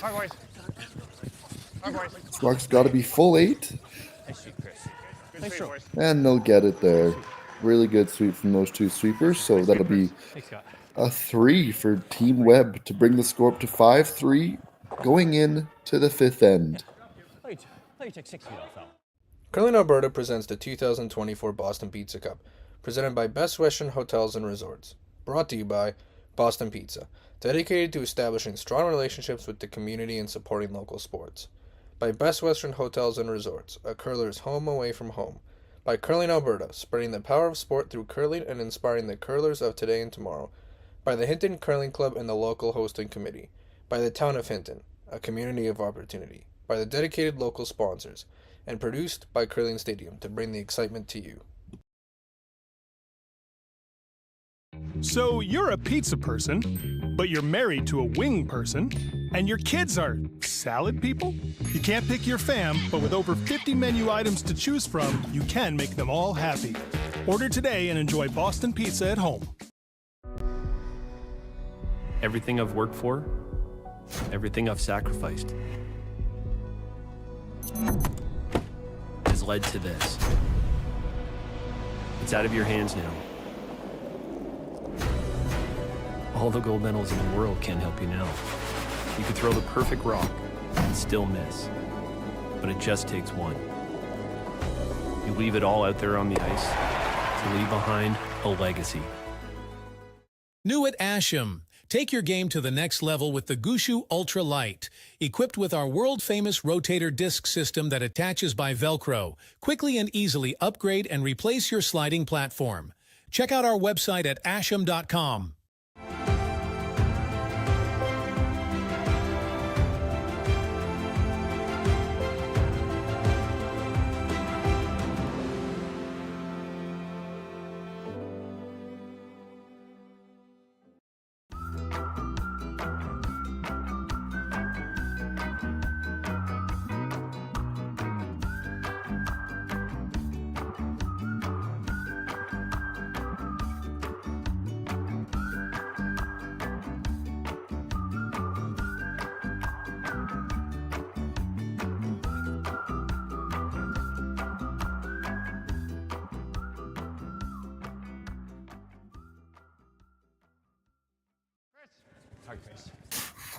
Really high.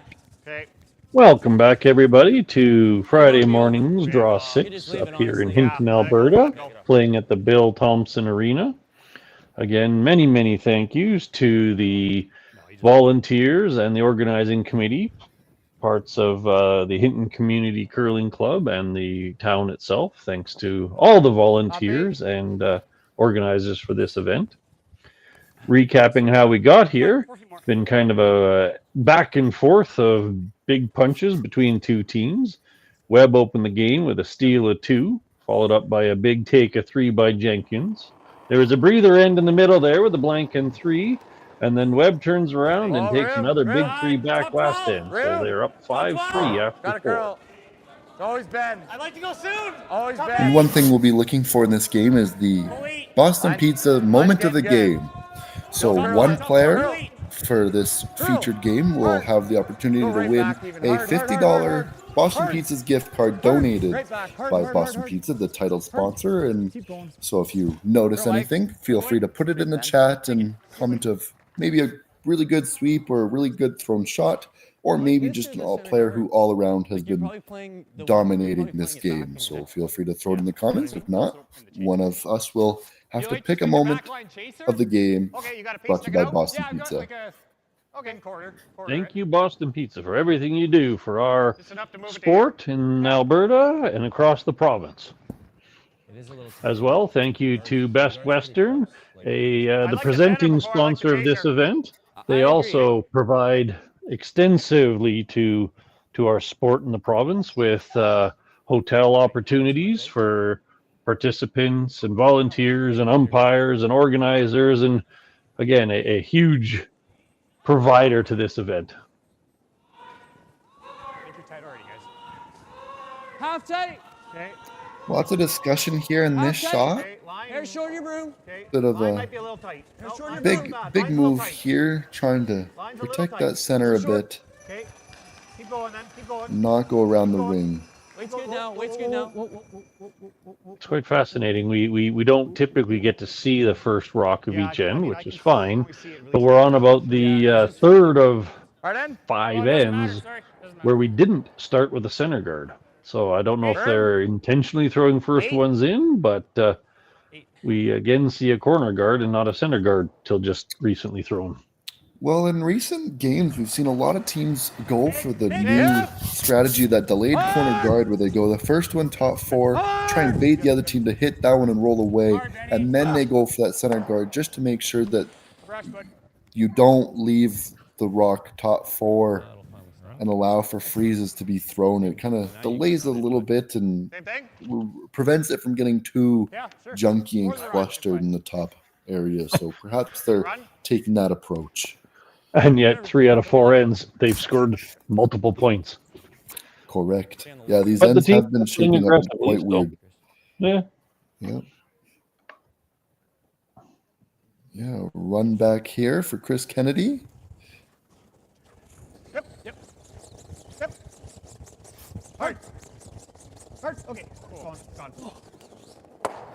And it'll just be the single peel, which not a bad outcome. So while we're working through this, let's kind of see how the teams got here. So Jared Jenkins, again playing out of North Hill. They beat Team Adams, Cole Adams, also out of the Calgary area, in their first match. Beat them 8-4. Then they lost to Karsten Sturmay, 10-4, dropped to the B, where they ran into Ryan Jakes and lost a tight one, 7-5, to drop down to the C to play Scott Webb in our featured game. 12-4. Yeah. On the other side of the equation, Scott Webb started the first match against Jake Libis out of the South and lost 9-5 to drop to the B, where they ran into Ryan Parent, also out of the South, and they beat Ryan 7-5 in a close one, where they ran into yet another South team, Aaron Slachinsky, who many people watching this probably recognize his name, having been part of Alberta mixed curling championships, mixed doubles quite often. So they lost to Aaron 7-2 to fall down to the C and into our feature match today. And a nice double there by Team Webb. Eliminating both those reds was key there, as Jenkins had a bit of a deuce building up, which Scott Webb nicely just took away for the time being. 11. Clean. Yep. This could now just be another simple end of exchanging hits and a potential blanked end here. Hard, right to it. Hard. It does kind of have a feel of both teams willing to be a little more cautious this end, having thrown both of their first ones in, both of their guards tight, followed up by peeling. It certainly goes against the grain of the aggressive style of the first four ends. Hang down. Easy, George. Clean. Almost 11. Clean. Clean. Light. Clean. You like that one, Brian? Yep. A little bit. Oh, clean. Good. Clean.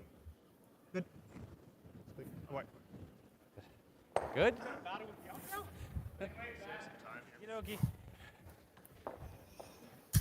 And we'll just see another hit here by Team Jenkins. Most likely just going to see a couple hits here in a row, and both teams are okay with a blanked end here, as neither of the teams are set up too nicely for a multiple or a steal. Clean. So while this is slowly clunking along with little hits, I'm going to quickly shout out to the local sponsors of this event up in the Hinton area. Again, this event wouldn't even be remotely possible without the support of the communities at which it's being played in. So a big thank you to diamond sponsors, which are Tourmaline, Tech, Reynaldi, and Sons Contracting Limited. Thank you as well to the platinum and gold sponsors, Sniper, 24/7 Compression, Quadra Octane Controls Limited, Ascend, Wild Hay Oil Field Services Limited, Stitch and Print and Sound Scaffolding, and Hodge. 9-5. Clean.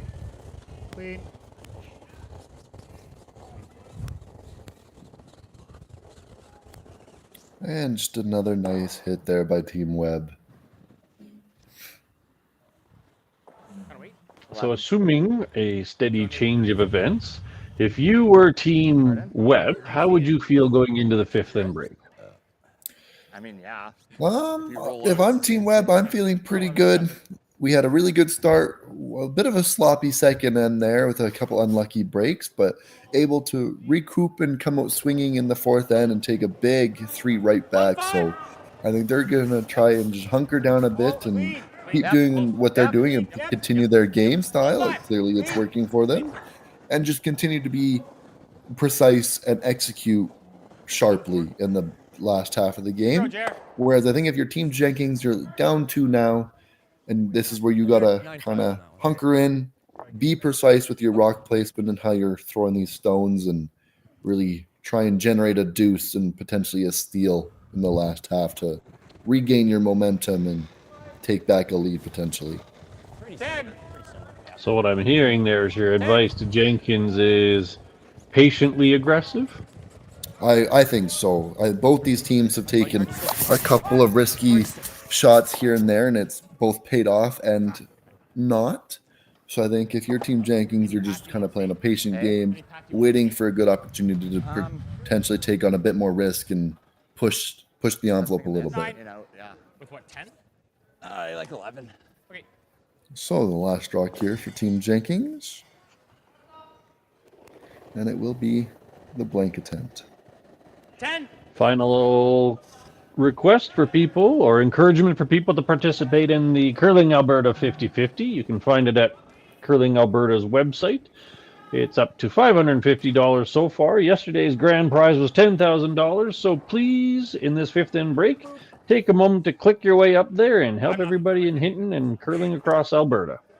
And as we go into the fifth end break, the score will remain 5-3 for Team Webb. Jenkins will remain the hammer.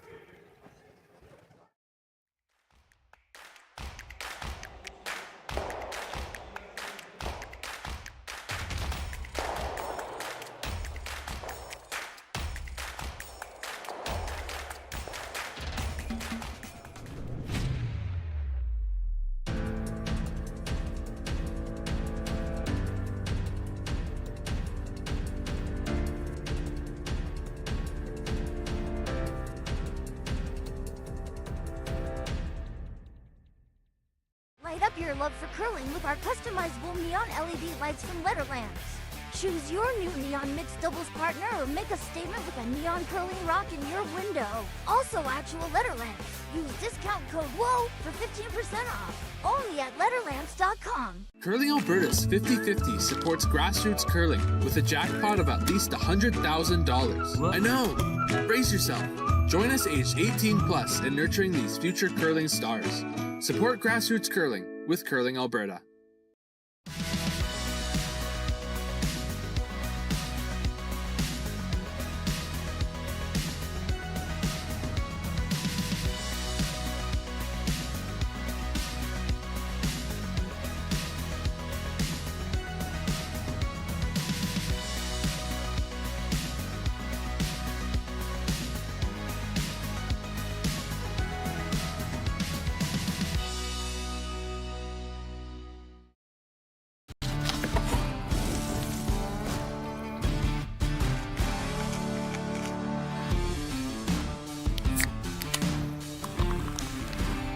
Original 16.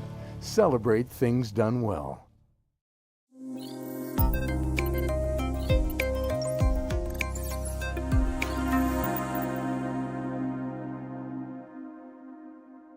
Thank you to the local sponsors in Hinton supporting the 2024 Boston Pizza Cup presented by Best Western. Thank you to Diamond sponsors Tourmaline, Tech, and Rinaldi & Sons Contracting Limited.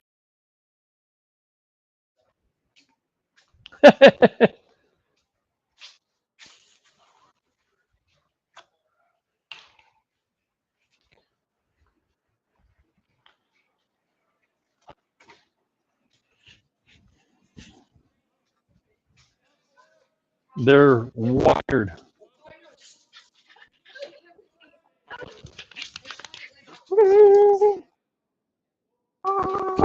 Yes. She's just friggin' wired. Even last night, she wouldn't go to sleep. She was bouncing around everywhere.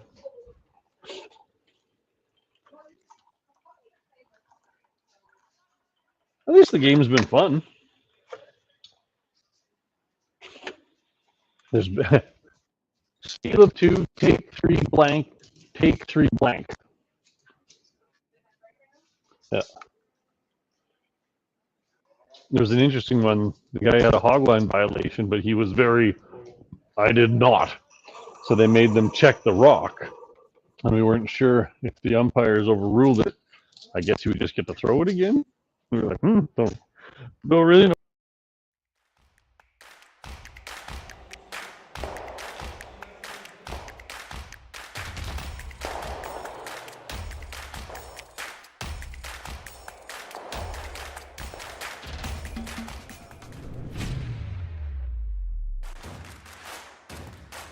Imagine being able to stream every curling game from every sheet from any event, be it your Wednesday league game, bonspiel, or corporate event. Curling Stadium offers an all-inclusive streaming solution featuring high-quality cameras, ease of use, great reliability, and minimal installation. Offering your sponsors customizable ad space on your streamed curling games and being able to sell video packages to your corporate events for increased revenue. With Curling Stadium, you can stream to any device, be it your mobile phone, tablet, or computer. Push the feed to your desired platform, be it Facebook, YouTube, or any other social media. Curling Stadium is simply the way forward. Where it's commonplace in other sports to televise every game, we want to do the same. Curling is a global sport, and it's time it gets the coverage it needs. Make your curling club the next Curling Stadium.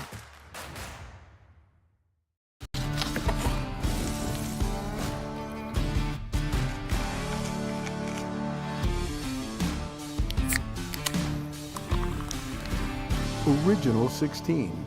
Celebrate things done well.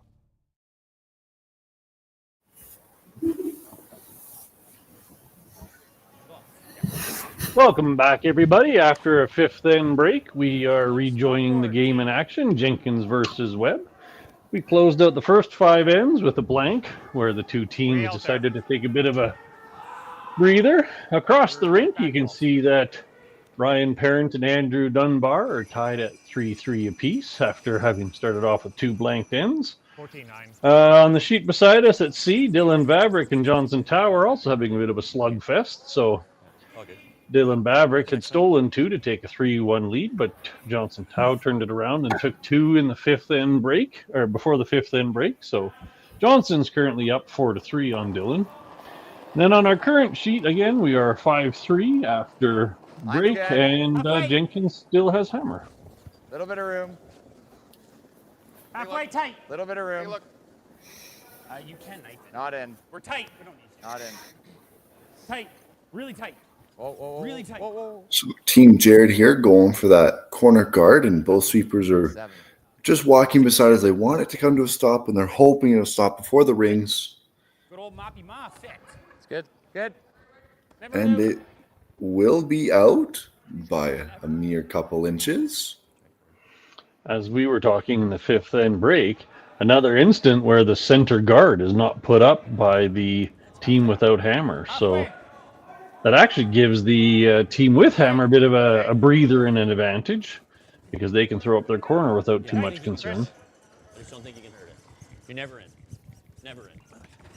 So I'm curious if the team's strategy is to throw their first one in. That's a minted strategy of Dean Ross back in the day. He went, I think he went all the way to Worlds and mixed doing that. He was throwing his first one into the 4-foot. We have 2 corners already. Yeah. Here. Sure. The theory of throwing your first one in is your opponent gets to choose whether it's an offensive end or a defensive end. If they hit you, you trade hits. If they don't hit you, you trade draws.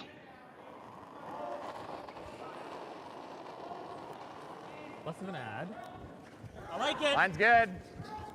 So, Kai, to that point there, they said we have 2 corner guards. Do you feel that yellow one is a corner guard? Which team is that benefiting? Room. I got it. Whoa. It could go either way depending on how it's utilized. It is in a spot where it could be used as either a center or a corner. I do think it's a hair tight to be called a corner. However, it is usable if you put a rock under it, edge of the 4-foot. You can make it work in your favor. However, Team Webb could also use it as their center and put one top 4 under it and shrink the scoring area just as much.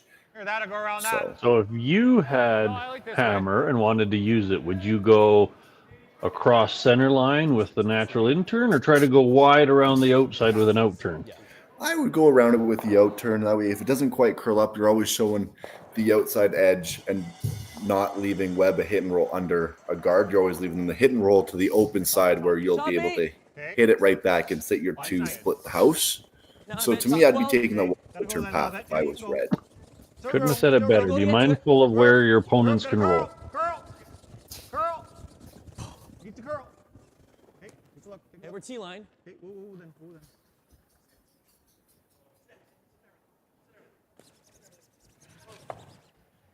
Sorry, Chris.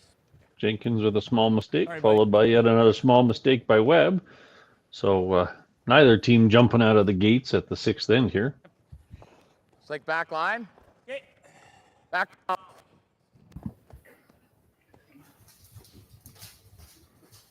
Back 5. Mike just threw 6. I got 5-5 on theirs. I think he need 5, like 2. Yeah, so a good conversation there in the hack with between the sweepers and the thrower there, just discussing the path and what they think the time was be, and Yep.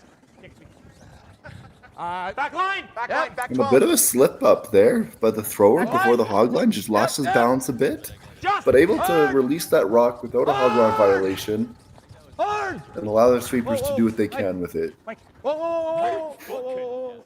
Hard in the yellow. Good shot.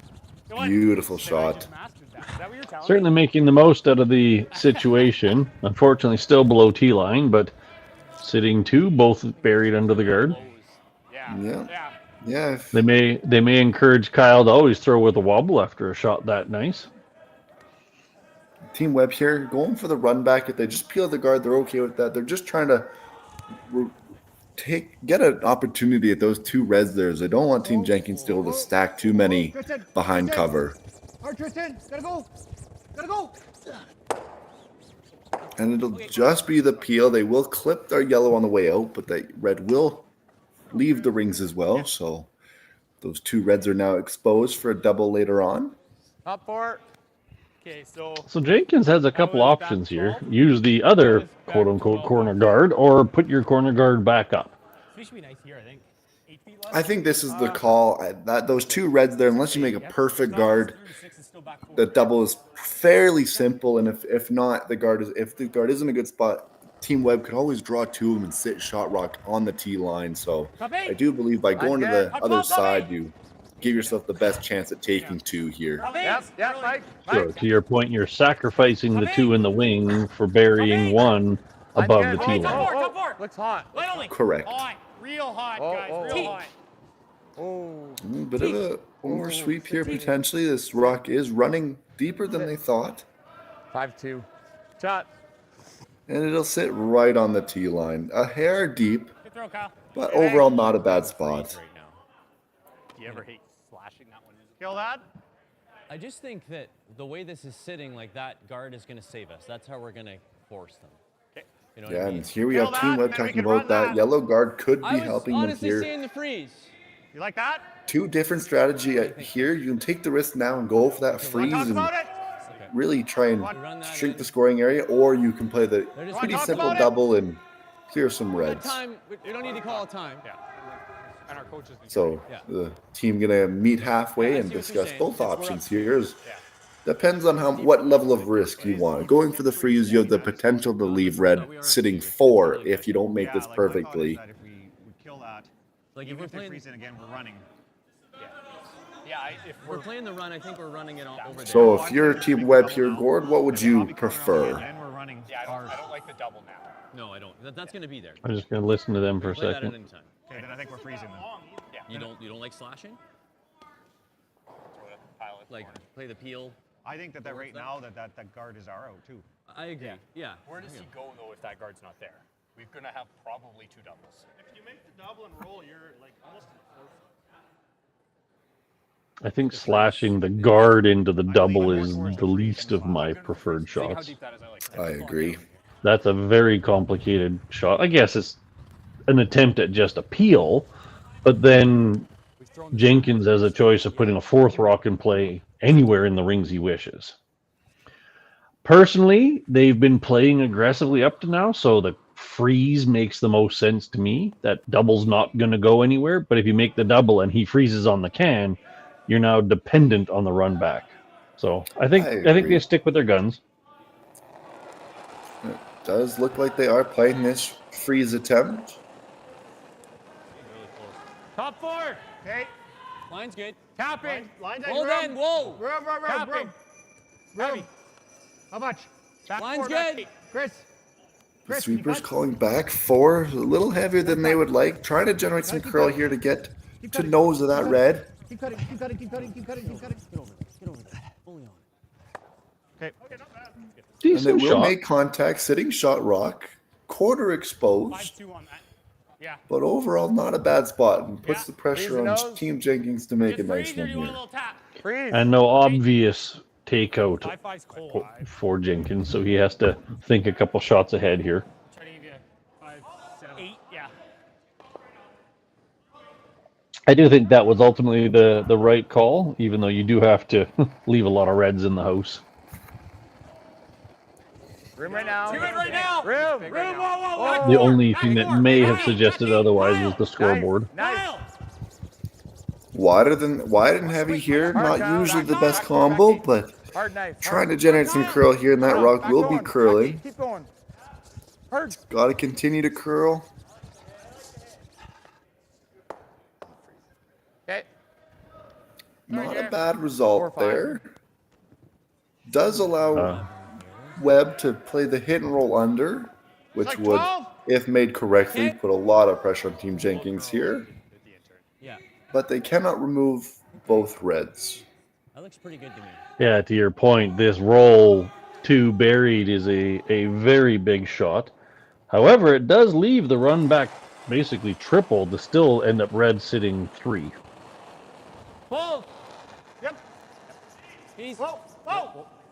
12. Whoa. Close. Jordy. Yep. Hard. Whoa. Chris. Trying to manage this rock as best they can. Okay, that's fine. Ooh, and they'll hit right on the nose and sit full 4, shot 2 in pretty good spots. So Double is complex. If you get really thin, you could slice the yellow across, I suppose. I think you make contact with that red one no matter how you hit it. I think if you go for the double, you probably lose that red in the back. So I do believe the hidden nose hit wouldn't be the end of the world. So you could try the basically pick style double, and if you just stick it, it's not that bad. Yeah. I like rolling to here.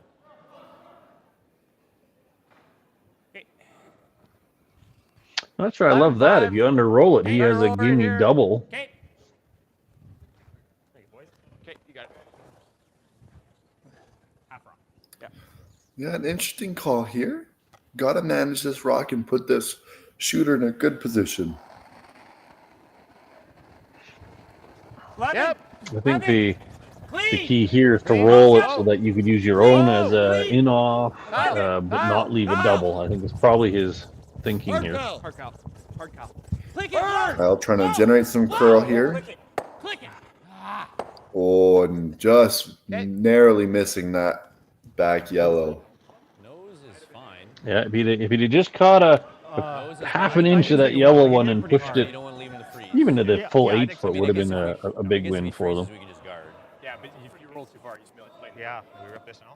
Yeah, you're right. Yeah. Noses, or you play that. Is there enough room for the outturn draw tap on that yellow one? Time.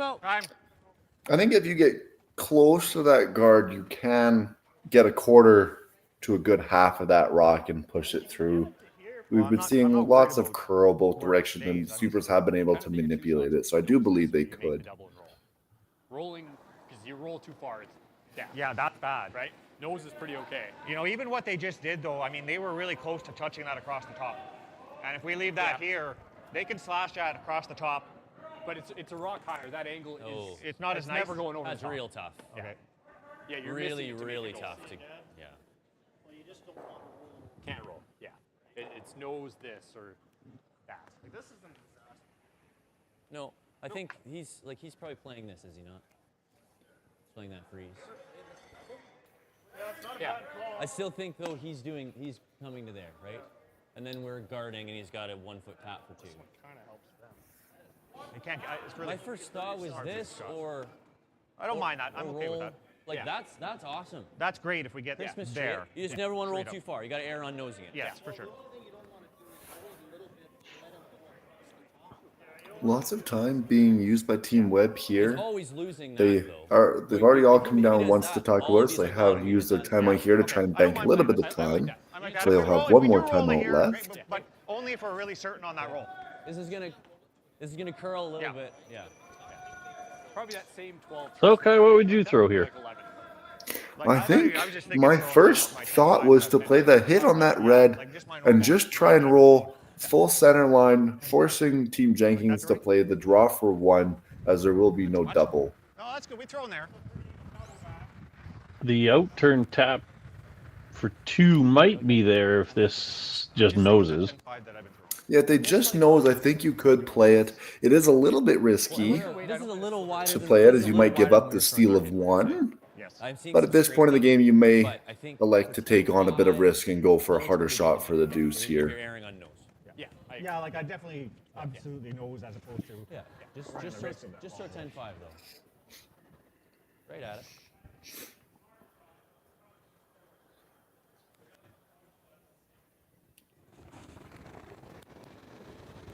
So a big shot here for Team Webb to put the pressure onto Jenkins. Yep. Hard. Whoa. Shot, Scott. That's good. And they'll hit on the nose. So yellow will be shot 1 and red will be shot 2. You could also just play it intern nose. I like that for now. I think we have a good chance to deuce this way. Okay, but we need to unlock this, right? Yeah. So we want to move it to here. So it's back 12. Right? Do you entertain moving the guard? Back 12, back 8. I don't think so. I think if you move the guard, Team Webb has an opportunity to sit 3, and then you are forced to play a hard shot for your 1, and if it doesn't go your way, you have a big steal. So I think you got to push the envelope a little bit and try and set something up here for your deuce. I think it's 7-8 center line. Back 8, back 12.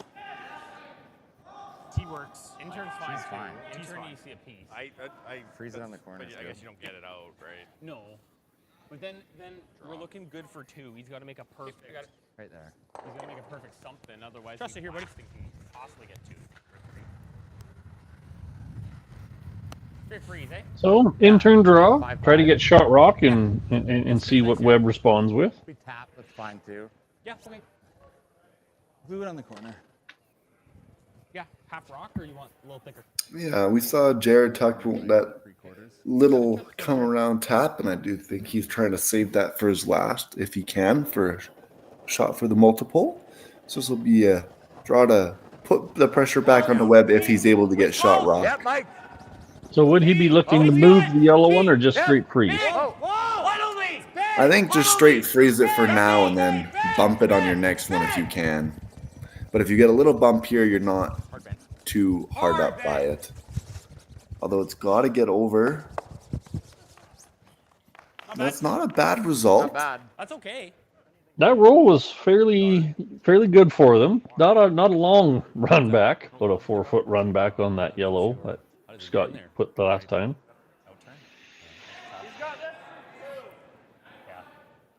What's that? Just guard? I think so. Make him play the wide out turn draw? Yeah. I don't Yeah, love, guard, just touch Does he center play line. Yeah, I think so. Just guard the intern. Yeah. I think he's got that. Yeah. Okay. Guard the yellow? Yeah, I think so. Yeah, like perfect spots right here. Yeah. Yeah. So Scott's electing the guard so that Jenkins won't have a chance at any kind of double or sort to score a multiple, is what I'm getting out of this. Guard our yellow and give him a draw for 2. I think. Yeah. I think this is an interesting call if you will leave Jared the draw for the deuce. That's why we're going to be in front of the But I think if you're Team Webb giving up 2 here, you go tied with hammer. You're not in a bad spot. So just preventing a score of more than 2 is really what you're worried about, I think. This guard's serving 2 purposes. It's protecting the double, but it's also going to get in the way of the draw Jenkins just threw and force him to switch turns. Just gonna be quick here, Scott. They could play the short raise on that yellow one and sit 3, but it's a slightly higher risk shot that again brings multiple points into play for Jenkins. So to your point, I think they're happy to just give up the 2 and take hammer. Tight already. Yeah, I think this is one of those moments where you want to take as little risk as you can and just you're happy playing the patient game. Although this rock is sliding a little bit deeper than they would like. Oh, and it will get that little rub off. So, guarded the hit and took away the draw path. Got to be out here, right? I think the end's easier. Yeah, so you're going to try and play the same path you just threw and get the full 4 around those yellows. Opportunity to tie the game. Just needs a more than half rock bite of the 4 foot. I'm going to give you 8 feet less. But I love that release, though. Yeah, same release, 8 feet less. Trust yourself, Jerry. You got this. Ben Savage with his typical complimentary communication. Yeah, really good communication there. They just want that 8 feet less on the weight, but they want that same release so that it tracks and runs the same as it runs down the sheet. We're a touch big. Oh. Line's good for now. Stay down, It's close. Oh. Weight's close. Weight's close. Line's back 4. Supers don't mind the weight. They think it's really close. And now they've elected to walk beside as they think it's going to be running a little big. You have to knife to get shot. No? Okay. This rock's got to come to a halt here. And it will not stop in time. So it'll just be the single point for Team Jenkins. So the score will be 5-4 in favor for Team Webb, and they will have the hammer in the 7th end. So you're a pizza person, but you're married to a wing person, and your kids are salad people? You can't pick your fam, but with over 50 menu items to choose from, you can make them all happy. Order today and enjoy Boston Pizza at home. Need extra space? We rock at storage.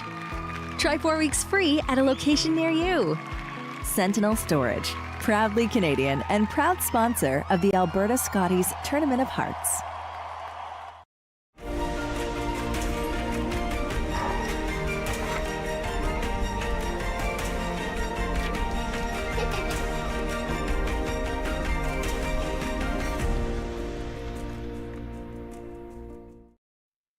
Handcrafted in Canada, Hardlines Ice Pad has revolutionized curling for over a decade. Engineered with top-tier precision and durability, it is backed by an unmatched 10-year warranty. Designed for curlers at all levels to sweep effortlessly with maximum efficiency, it is trusted by the world's best curlers, including Olympic and world champions. It is quite simply the best broom in the game. Hardline. Join the revolution. New at Asham. Take your game to the next level with the Gushu Ultra Light. Equipped with our world-famous rotator disc system that attaches by Velcro, quickly and easily upgrade and replace your sliding platform. Check out our website at asham.com.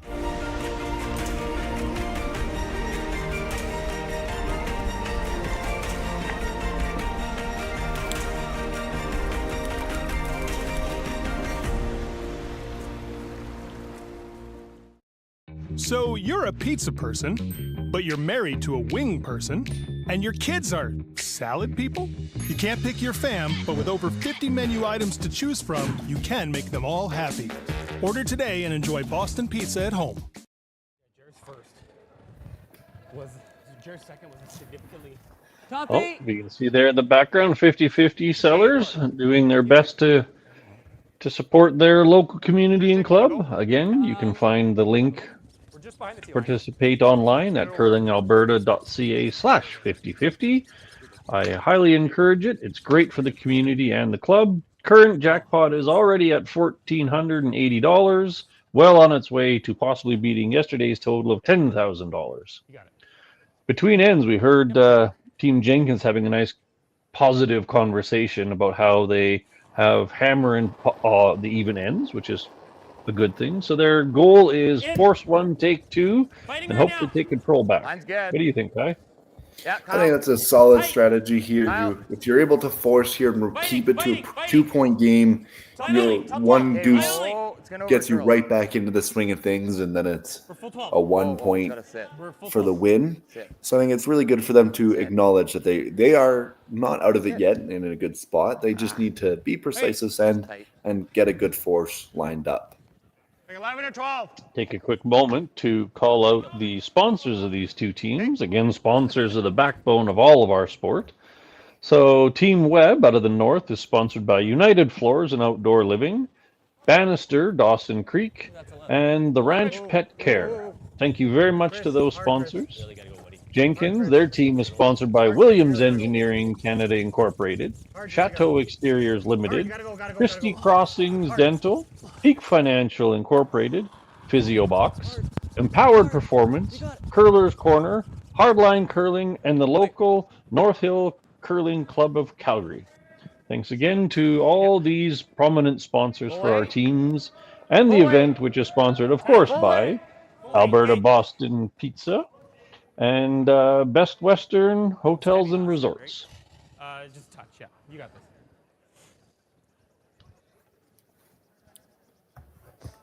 And once again, we're looking for that Boston Pizza moment of the game.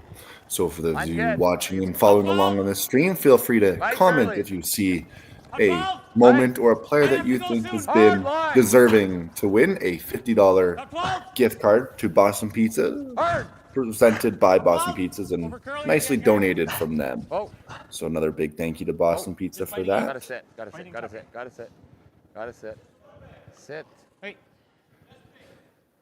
And a nice draw there by Team Jenkins to be majority buried. Does expose a bit of the outside, so they're going to play the run, try and catch two reds, but they just get to peel. I don't think they're too upset with that. This is a play we actually haven't seen that much yet this game. Running guards. No, not a lot of run backs being thrown this game. And it will just be the single peel opening up that front. Like 2, and 3. Team Jenkins going to put it right back. Jenkins sitting 2, so there's no necessity for them to change much here. Theoretically, you could tap your own, but then you're bringing rocks into play, and hits are counting rocks. So guarding for a while makes sense to me. Halfway tight. Okay, line's good. Line's better this time. Halfway. Similar. Half. Line's good. Yeah, you see Mike Line's perfect. nicely just giving this rock a good plow, trying to carry it just a little bit and keep that path nice and clean. Line's good. Little bit. No. Good. Yep. Oh. We're trying to flip center. Good. And a nice guard there thrown. Wanna try it with the end? No, I like the out. And Team Webb is on the peel train as they will remove this guard once again. Just trying to keep that front nice and open. How long are they willing to persist with the peel train? I think we'll see a couple peels until we get to maybe your thirds last, I think, is when we'll maybe see them switch to a move in the house. Do you think Webb's content with taking one? I think so.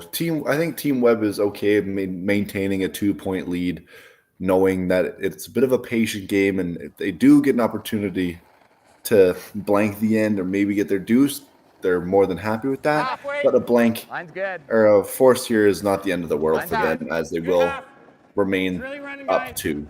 Same path as mine. You're fine, Ben. Line will be fine. Half tight. Little bit of curl. Half.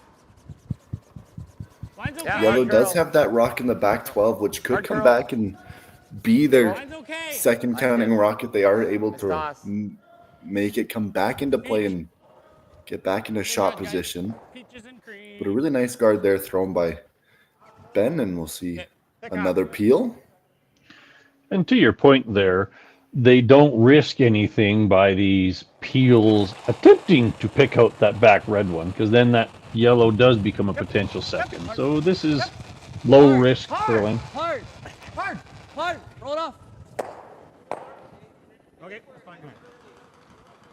Well, you remove the one on the cam, but you do leave up that center guard. So effectively, Jared will just draw one around and not much will have changed. The only minor difference is then Scott will be running his own color back, which, if done absolutely brilliantly perfect, could bring a 3 into play. Top 8 right now. Line's good. I think it's, yeah. Top 12. Top 12. Mike. Whoa, whoa. Top 8. Good. Line's good. Mike. Whoa, whoa. Mike's go, Whoa, whoa, whoa. It's curling now. Line's good. Line's good. Curl it, Mike. Yep. No. Kyle. Whoa. Yep. Whoa. Big toss. And a nice play stone there. 5-9. Really well managed team shot and forcing Team Webb to play the run back of their own. Yeah, I mean, we could. Ben's been having a pretty strong game. I'd suggest he's probably in the 80s.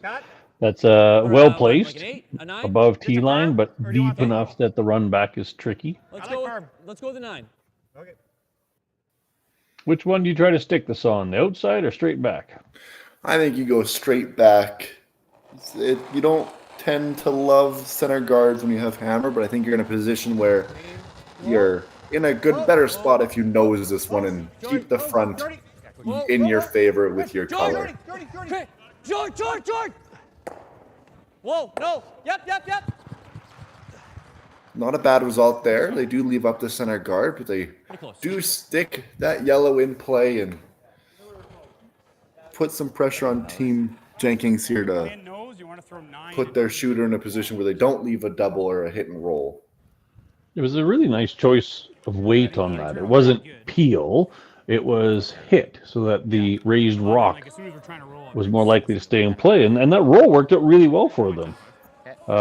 Jenkins is in a bit of a sticky situation to avoid the jam, but also not leave an absolute gimme double back. Yeah, both these teams very aware of rock positioning and placement, and they're trying to be as precise as they can in managing their rocks to get the best outcome possible. And it's creating some very interesting ends and some interesting angles to look at. I would say the dominant hit weight has been board to control. Even that 11. Run back that Tristan just played was barely even normal. Yep. Oh, Ben. Mike. Whoa. Ben. Got to be close here. I'm not playing in any type of nice, Jer. Great line call. Nice shot there. You see the third not wanting to play it any tighter to that back red, as Jared may have wanted to get a little cuter, but really well executed there.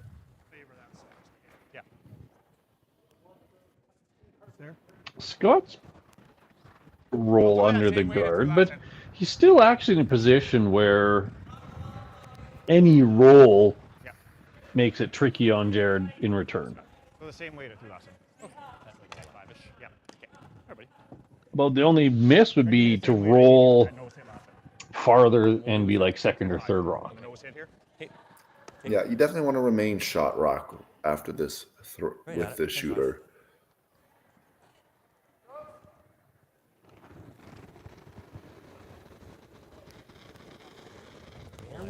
$11, a little lighter. 10-5. 10-5. Yeah. Hard. Got to be close here. They're on and off. Oh, and they'll just almost catch the double. They missed the double and they missed the perfect roll. Again, kind of caught in the middle. 11-5 this time? You just threw 11. Yeah, 11-5. Try to roll under. Stop. What do you see? Good chance here for Team Jenkins to make a nice one here and force 11-5.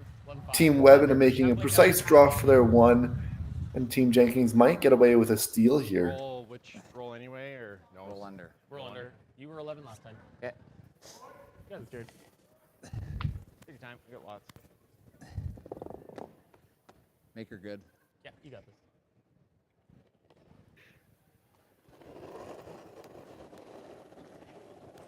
$12. Whoa. Mike. Trying to get this rock to curl over. Hard, Mike. Go, Mikey. A lot of keep curling. Go. Great sweep, Mike. Great sweep. It'll hit close nose. It'll roll a little bit under. So to get to nose is pretty tricky. So Team Webb will elect to just play the simple draw to the forefoot for their one. Well played in by Team Jenkins to force the one. That was a very patient end. There was some opportunities for Webb, but Jenkins stuck to their guns and to their half-end conversation or between-end conversation. Their goal was to force one, and they've done a great job of that. Give it to us.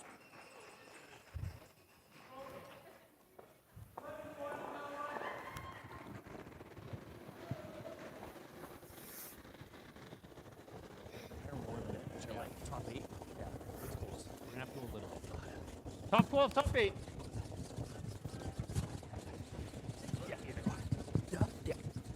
Both sweepers putting their heads down and trying to drag this rock.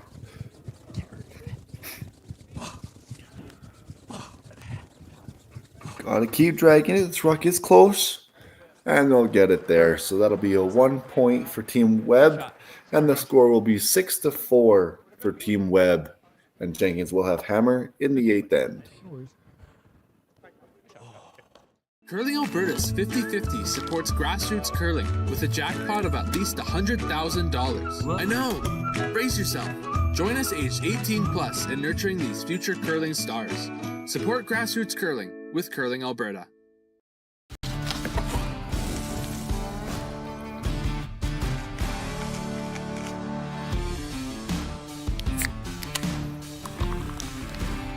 Original 16. Celebrate things done well.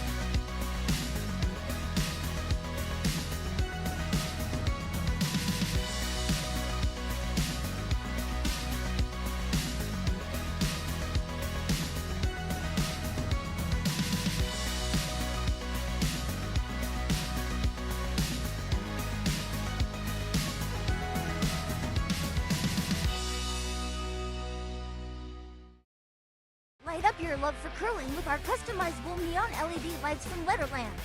Choose your new neon mixed doubles partner or make a statement with a neon curling rock in your window. Also actual Letterlands. Use discount code WHOA for 15% off. Only at Letterlands.com. So you're a pizza person, but you're married to a wing person, and your kids are salad people? You can't pick your fam, but with over 50 menu items to choose from, you can make them all happy. Order today and enjoy Boston Pizza at home. Thank you to the local sponsors in Hinton supporting the 2024 Boston Pizza Cup presented by Best Western. Thank you to Diamond sponsors Tourmaline, Tech, and Rinaldi & Sons Contracting Limited. Well, if it's not in, then let's leave her. I don't think it's in. Welcome back to this Friday morning draw 6 of the 2024 Alberta Boston Pizza Cup Men's Provincial Championship presented by Best Western. We are playing live out of the Bill Thomson Arena in Hinton, Alberta. Tickets are available for every draw through to the end of the event, so people are encouraged to come and watch in person. If that's not possible, I will remind you that all draws and all games are being streamed by Curling Alberta to YouTube, with one game each draw being commentated. My name is Gord Coppathorne. I'm being joined by Kai McCauley for this event. Both of us curlers from the southern Alberta area, and happy to be here to provide you some entertainment. Quickly walking across the other sheets, if you didn't see the update. The Parent Dunbar game has turned a corner and become quite exciting after a slow start. It's 6-5 with a couple of threes scored by Parent. On the sheet beside us, the Vavrick Tau match has been a very steady back and forth. It's 4-4 after 7. Tao has the hammer again. Then again on our sheet, we've had a couple of threes scored and a couple of blanks scored. So we are sitting at 5-4 with Scott Webb having the lead and hammer. Will not need to curl. Okay. Sorry, Jenkins has hammer. My bad. Definitely to your Reading boot. the wrong side. Yeah. Gotta sit. Yeah. Gotta sit. Just letting it build. Gotta sit. So trying to get this rock here to sit down on that center line to use the no-take rule, but it will just overcurl just a touch, but it's still guarding their rock in the top 8, top 4. So not a bad result. You ever hit and keep it as a corner? Yeah. I'd like to get a corner out of this. Yeah. Yeah. Just cross face the house rock. 10. Yeah, whatever you see for the line. I see 10. Okay, love it. A good call here by Jenkins to use that softer weight on this peel so he can keep that shooter as a corner guard and remove the guard. Trying to get the best of both worlds here. Oh! Mike! Hard! Hard, Mike! Gotta go. Real hard, Mike. Hard. Okay. Just got it out a bit. Okay. Okay. And it will just be the single peel, opening, exposing that shot rock to the top 8.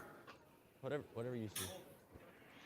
I think they're right. So previous to this, Jenkins' game plan was force 1, which they accomplished, and then they wanted to take 2. What is the consequences of them only taking 1 this end? If you only take 1 this end, you give Webb the opportunity in the 9th end to really push their envelope as they'll already be up 1. So if Scott Webb is able to score a single or a deuce, it'll really force Jenkins to have to really push the envelope in the 10th end, and we'll need them to score at least a 2 to push it to an extra. So taking 1 here is not in Jenkins' favor. Pardon? Scott Webb there electing to peel off the corner guard. Is that a byproduct of the scoreboard because they've had success with being conservative? What's your read on that compared to their very aggressive first half?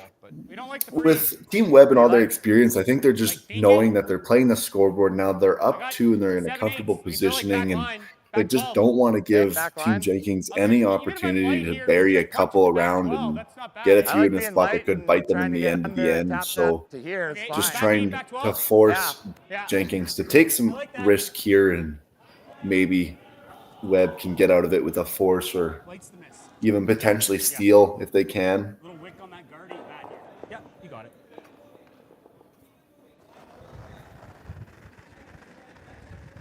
Back line. Room. Back line. Through. Room. Back line. Plus. Mike. Mike, you gotta go. Hard, Mike. Once again, seeing the Supers trying to generate curl rather than hold it. Hard. You got a good one. Come on, Mike. Mike is really doing a great job here of pushing these rocks. Yep. And he'll get a nice nose, and they'll push it. Okay, I like that. Good spot. And they'll push it just to the back 8. It will still remain shot rock, but Red is second and third shot in good spots. Yeah, I like that. So if I was Team Webb or the coach of Team Webb between ends, I probably would have said giving up 2 is acceptable, but no more than 2. Hence why, in my book, they're playing peels and hits. If you give up 2, tie game, you have a hammer, go for blank, take 1 kind of a thing. So I think the real concern here is to make it a give up 1 or 2 kind of scenario. Go, buddy. Hard, Jordy. You got it, Jordan. Hard, Jordy. Go, buddy. Any roll, any roll, any roll, any roll. Stay right there. Not going anywhere. That's fine. A couple ends Nice ago, shot you could have there. very easily seen them play a draw there, but they're just content to eliminate opponents' rocks. Yeah, and they're in a good spot here. There's shot 1 and 2, and there is no double. So Team Jenkins will have to make a couple nice hidden rolls here if they want to score more than 1. Yeah, they got to be a little bit patient to wait for a good opportunity to go after that back yellow.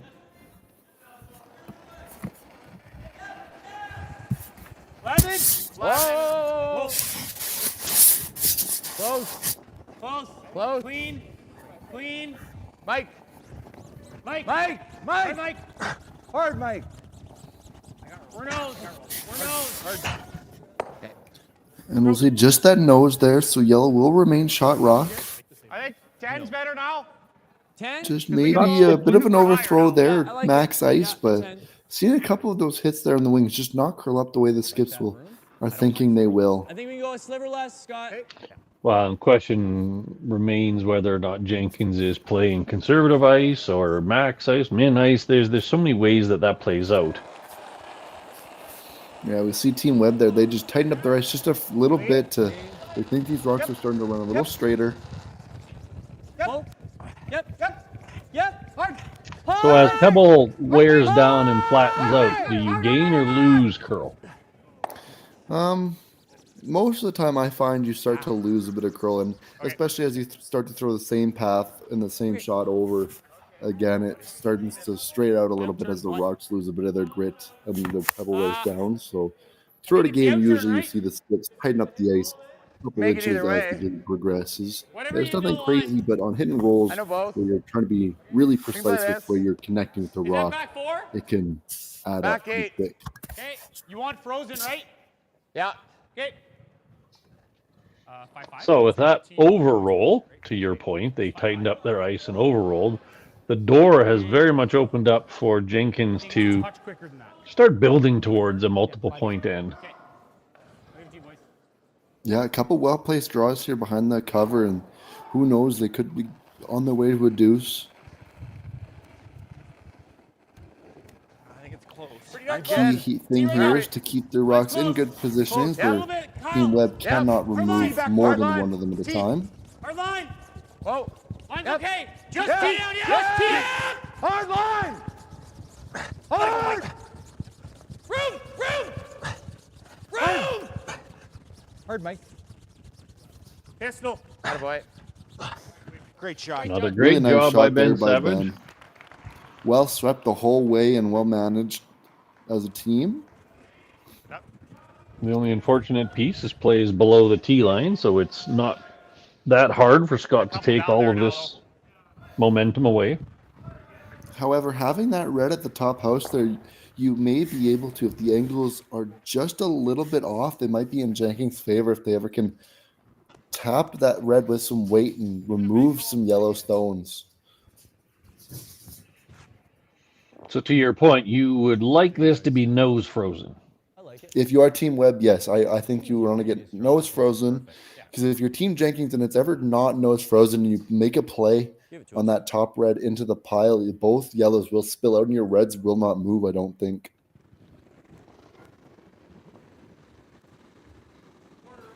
Need a little more than the draw. Yeah. T-line already. Yeah. I don't think we're T-line.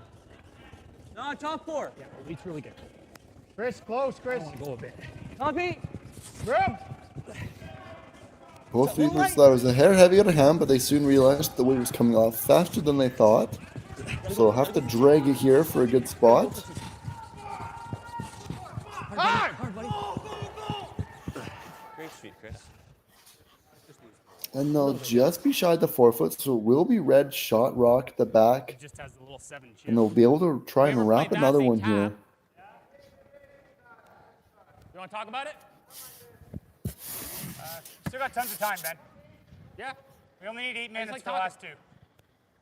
So what do you see in this one, Kai? It's a bit of an interesting spot if you try this draw around and you don't put in a good spot. Team Webb has that little tap on that yellow, and if they do make it, red could be in some trouble, but you don't want to open up the front too much because then you allow Team Webb to play an easier shot, which would be just to draw the top 4. So definitely got to talk all the situations out here and discuss where the best rock placement would be, which I do think if you could walk down and place the rock would be full 4 on the side of the P, just biting the center line, blocks off that path, you sit 2, and Team Webb would have a hard shot to get at you. My only worry with this is it gives them the chance to get something in behind a bunch, because these are all staggered. So we have no runner right now. Yeah. I like scoring this end. Let me put it that way. Yeah. So good comment there by Ben. He'd like to score this end, meaning whatever they do, they got to keep an easy shot for their 1 if necessary in mind. So our draw for 2 So months ago, you would have been here. Jared is drawn towards the aggressive call of draw in for shot or second, recognizing that yellow could be a slash. Ben, on the other hand, was thinking conservative, which is to open it up a little bit and make sure they have rock placement and room to move things to guarantee a score. To Ben's point, if you put this in a bad spot and they slash that yellow, it could be very hard to not give up a steal. Let's make this top 4. Yeah. Okay. I like it. 5-8. Okay. Yeah. My gut was was to move some rocks as opposed to this draw, but I don't mind the draw. No, I think as long as you make this, like this calling the draw is very aggressive, and you just got to make sure you put this rock in the best possible position you can. Line only. Back 4. Line's okay. Back 4. Back 4. Line's fine. Coming off T. T. Close, Mike. Yep, Mike. Mike. Starting to catch the curl here, and you can't lose it. Hard, you gotta rub. Get out there. Go. Attaboy. That's a good spot. Ooh, and they will get a fortunate little rub, and they'll be able to carry it to the top 4. So they are 1 and 2, and that yellow slash doesn't seem to be there, but they will just be able to tap it into the 4-foot for shot rock. So Jared's aggressive gamble seems to have worked out fairly well. He didn't make any opportunities for Scott, so Scott's going to have to really make a good shot here. Not great. Just an easy nose double. It's just a nose double for 3 if I do that. Got to be careful here if you're Team Webb, because you only have those 2 yellows in play right now, and if you make the tap, Jared could play a shot to remove both of them, and potentially could get a multiple here. We're thinking though, like all you got to do is advance it like a foot. Even just like kind of leaving the shooter right there. You want to leave them the doubles for 2, right? Yeah. I'd like to get it back here. In theory, you can make the split. Well, no, then he comes off. Yeah. I'm okay with just making it and leaving the shooter there. I think so. Yeah, just play T-line coming in. Same shot. Yeah. Just tighten the broom up a little bit. Yeah. I need to give you a pound more weight. Yeah. So assuming their strategy was giving up 2 is acceptable, they need to just stay calm here and recognize that it's going to be hard for Jenkins to get more than 2, so long as they play a solid shot here. Yeah, they can't see much of that yellow, and we've seen the curl has been getting pretty tight here, and if it catches the curl, it really goes, and the Supers have been able to manipulate it, so they should have a good chance here to hit what they can see of that yellow and just tap it up into the 4-foot for shot rock. Okay, we're back 8. Yeah. Just back 4. Back 4. Really close. Back 8. Room. Back 4. A little heavier than they would have liked. Back 4. Just T-line. But the line is coming in nice. Got to hold it here. Ooh, an unfortunate miss there. Racking on that top red. That was getting too cute with that call. You could have afforded to catch a quarter of the yellow one, all the way up to as much as you could see. So that's just a straight up miscommunication between the weight judgment and the line call, I think.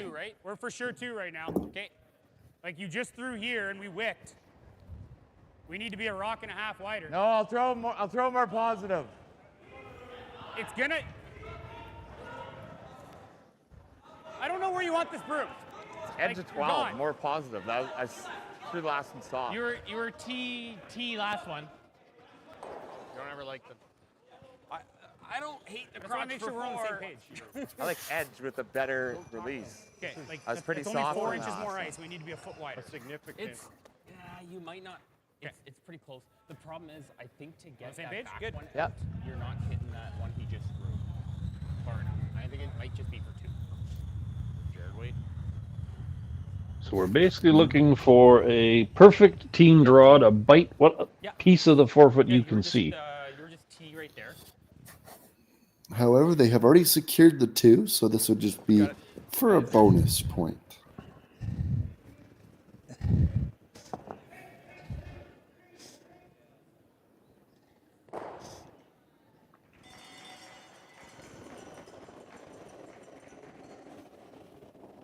That was a touch more. I like it. T. Oh, it's there. T back. T. Back 4. Mike. Line's okay. Line only. Mike. Have to. Mike. Oh, line only. Yep. Yep. Line only. Yep. Hard. Yep. Gotta go for line here. They can afford a little wick, but not too much. Come on, you got it. Come on, Mike, you got it. And just over curl, but they will get the 2, and they will accomplish their goal for the end. What?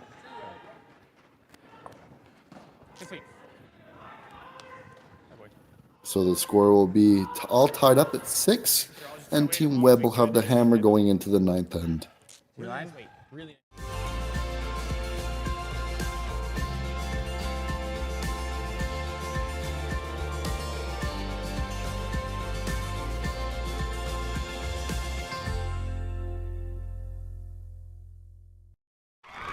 Need extra space? We rocket storage. Try 4 weeks free at a location near you. Sentinel Storage, proudly Canadian and proud sponsor of the Alberta Scotties Tournament of Hearts.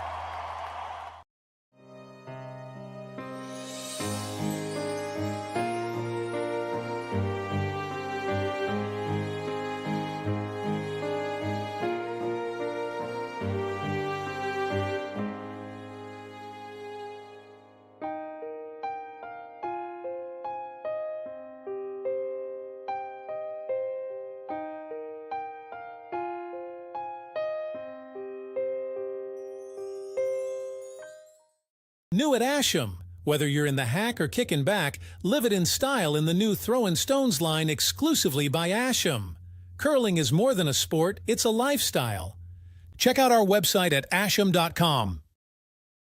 Curling Alberta's 50-50 supports grassroots curling with a jackpot of at least $100,000. I know! Brace yourself. Join us aged 18 plus in nurturing these future curling stars. Support grassroots curling with Curling Alberta. I don't remember a time when curling wasn't a part of my life. When I wasn't putting in the sweat and hard work to be the best that I can be. Clocking in the time, the effort to practice day in, day out. Curling is more than just a game. It's a family, a community. And when it's time to play, I know I'll be ready. Hardline, supporting hundreds of our next generation. Thank you to the local Platinum and Gold sponsors, Sniper, 24/7 Compression, Quadra, Octane Controls Limited, Ascend, Wild Hate Oilfield Services Limited, Stitch and Print, and Sound Scaffolding.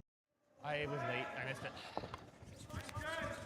Welcome back, everybody, to Draw 6 on this Friday morning out of Hinton, Alberta.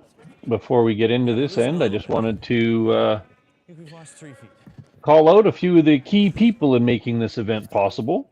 From Curling Alberta, we have Mike Latteroux, who's the on-site coordinator, and Brittany Anderson, who's the lead coordinator for championships across Alberta.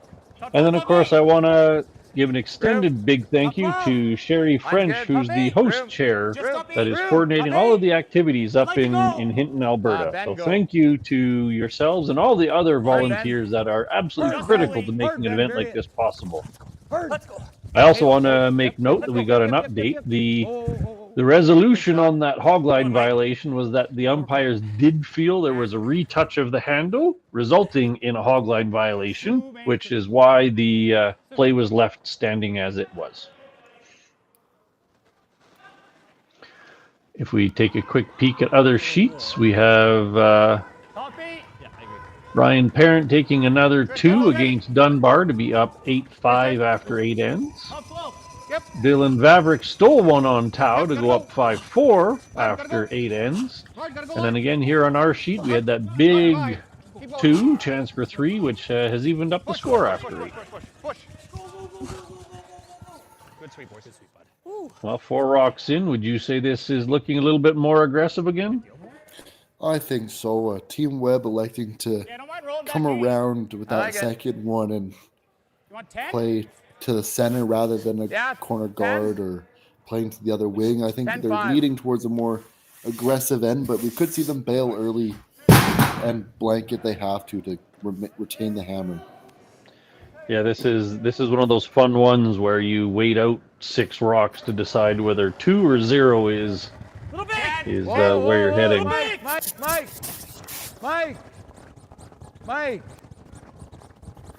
Hard, Mike. Trying to generate some curl here. Hard, Mike. 9-4. And it will remove the rock, but they will lose the shooter. Onto the left side of it is great. Like in or out.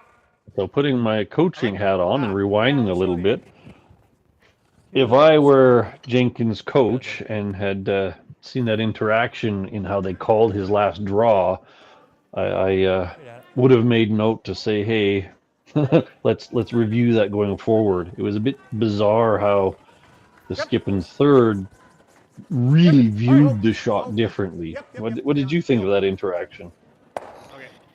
I didn't mind it. I think there was many ways you could have played it, and I think they erred on the right side, which is to tight ice it, and if you clip the red, it's all good. But just unfortunate that they weren't quite on the same page.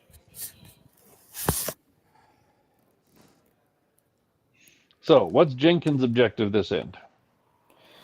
If you're Team Jenkins, you are really trying to force them one here. You'd really like to be down one with hammer, or a potential steal here and be up one.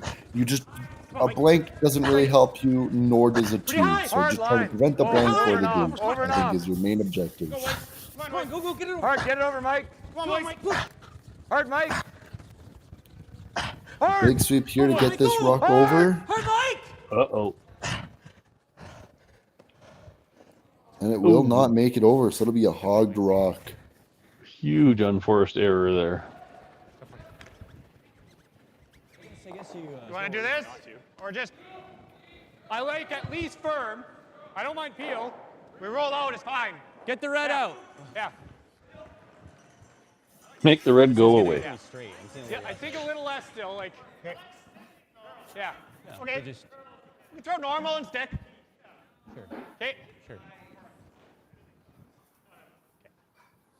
This makes me think of Team Dean's edict of throw only the weight you need for the shot you're trying. So bringing the weight down a bit makes sense to me. 9. No, in men's we tend to see a lot of teams like to throw that up weight a lot of the time just to make sure rocks are removed. But I think both teams today are doing a really good job of managing the weight selection and picking the weight that'll allow them to get the best results.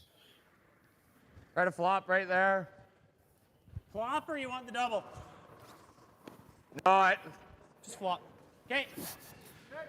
we got to try to force their steal somehow. Yeah. 11? 11. There you go. Jared agrees with you completely. +1 or -1, not 0 or 2.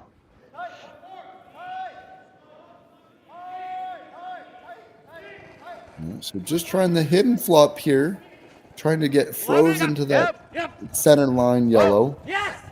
Whoa, yep. 11. Yes. Yep. Clean. Whoa. Clean. Yep. Whoa. Kyle. Got to generate some curl late here. Go.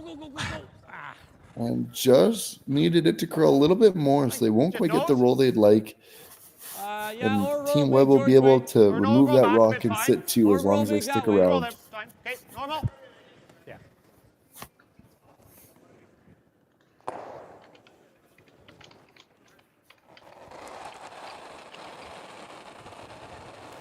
Nine. Whoa. Easy. Clean. Whoa. Chris. Hard for nose. Hard for nose. Hard to hang. And that'll be a nice shot there by Team Webb, rolling all the way over to the wing, but still being in play. So it'll be 2 yellow stones. Okay. You got it, Benny. And Jenkins trying to roll to the wing now under that yellow. You like that for 11? Yeah. Okay. So you really had 2 ways you could approach this. You could roll under into the forefoot or roll under out to the wing. They're fairly flat. 11. Yep. Just. Whoa. Clean. 11. Whoa. Clean. Whoa! Whoa! Kyle! Kyle! Whoa! Whoa! Whoa! Whoa! Mike! Mike! Hard, Mike! Hard roll! Yep! Gotta keep rolling, gotta keep it going. And just a little bit of an underroll, but still a really good spot there. High side, yep. Sorry, buddy. Team Webb gonna hit their yellow into the red, and if they lose a couple, it's all good, and they'll keep the rings pretty clear now as they can go for the blank. I'm a bit intrigued by this choice of turn. That would suggest to me that they don't have a comfortable read on the inside out yet, because clearly they're going to lose their shooter. Holy smokes. And they'll make it about as thin as they could have. 11. And Now Jared's this just end gonna is hidden stick. quickly devolving. Yeah. Quickly becoming a future blanked end. Jenkins has done Team Jenkins has done a good job of implementing their plan up to this point, and now, unfortunately, they are looking at giving up the blank. So nose for now. Hopefully he noses. Yeah, unfortunately, that hogged rock really came and cost them a lot of momentum this end, as they just couldn't get anything building after that moment. Oh, green. Yep. Oh, green. Yep. Oh, whoa. Green. Throw. Oh, jeez. Come on. Like, don't you think we got... Things are looking pretty simple. Changing rocks. Quick call out the 50-50. It's currently already up to $2,000. So again, I encourage people to participate. Take your chances at a big vacation fund, while at the same time helping out curling in Hinton and across the province.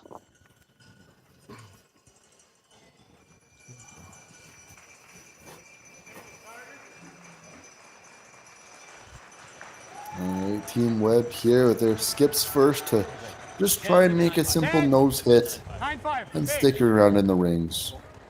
Chris. Okay. Although rolling out there, not a bad thing, as it leaves no cover for Team Jenkins to go behind. So he will draw. I didn't love the draw behind. It's like yeah, sure. So It just gives them the patch right there. Yeah. And there we go. Team Parent versus Dunbar. Team Parent stealing another 2. So they think handshakes may have happened, as the score was 10-5 in favor of Team Parent. This being the C event, that means Parent is carrying on with their last life. And unfortunately, thank you very much to Team Dunbar. Hopefully we'll see you again next year.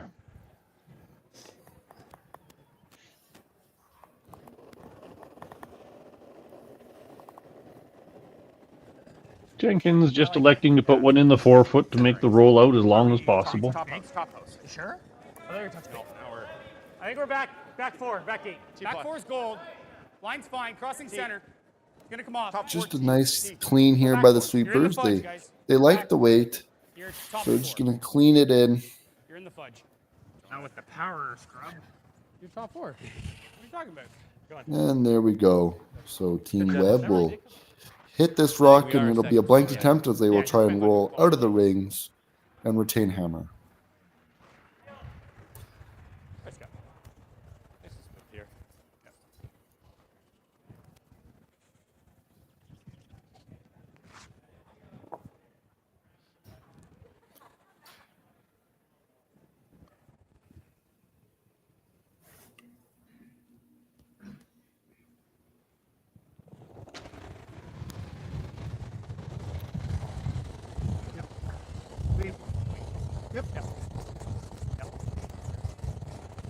And a nice scrub there by the sweepers, and it will be a nice hit and roll out, so it will be a blanked end.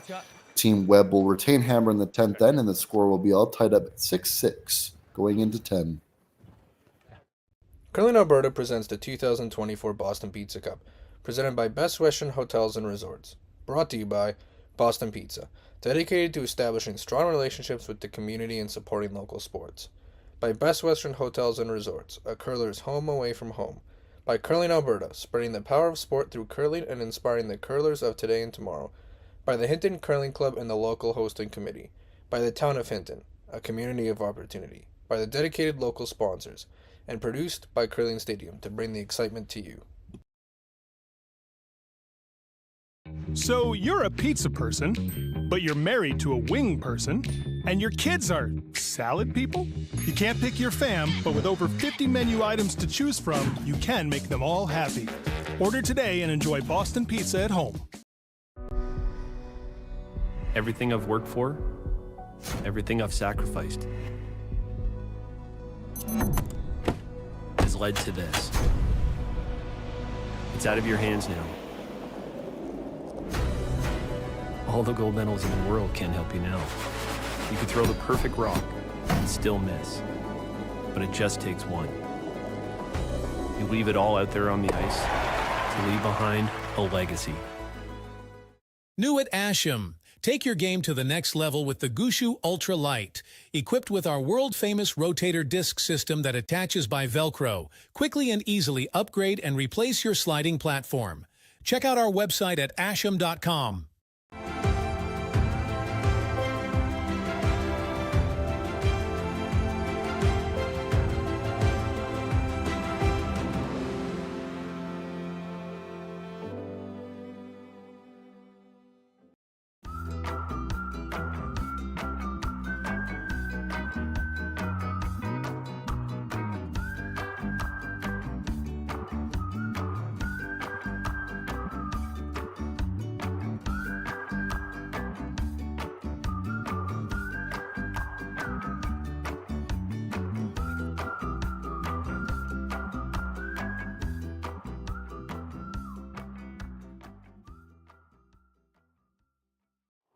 Room. Still playing for tight. Room. No, I don't think so. Welcome back, everybody, to this 10th and final end in Draw 6 up here in Hinton, Alberta. We have Jenkins and Webb tied 6-6 going into 10. On the sheet beside us, Vavrick and Tao are also tied 5-5 going into 10. And Team Parent has finished a little bit early against Dunbar, winning 10-5 after 9 ends on sheet A. We saw this end start off with a little bit of an oops where Jenkins' first rock slid into the house. Webb rolled out on the hit, so basically 2 rocks in the corner without any big change, but the second guard was a success. Top 12? So I always call these ends the race to the 4-foot. Get a guard and see who can outdo the other in positioning the 4-foot. Really got to curl. You may at some point see Webb get rid of the guard because of the fact that they weren't able to put up 2 guards. What's your thoughts? Yeah, I think this end is all about rock positioning for both teams. Team Jenkins really have to put their rocks in the good spots to try and steal the win, and Team Webb just got to try and keep it clean, but also being mindful that Team Jenkins is going to throw everything they have in this end and try and get that steal. So can't be too frivolous with the hits and got to keep the rocks in good spots while also trying to keep it as clean as they can. To your point, this is going to be probably a guard peel for a few, barring any profound huge shot. Line's good. There. Yeah, we could see some peel train action. Looks over. It's over. Just over. Oh. That's an R. Between the R. Trying to get this rock to come to a stop here on the center line. Sorry, Kyle. Good throw. And they'll do a nice job of that.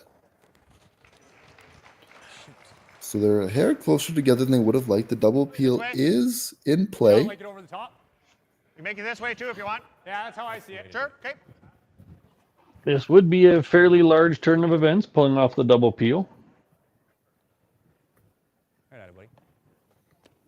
I'm not even sure Webb's too terribly concerned about their rock in the 4-foot. I don't think so. Yep. Hard. Oh, and they just clip the back red guard, but don't remove it.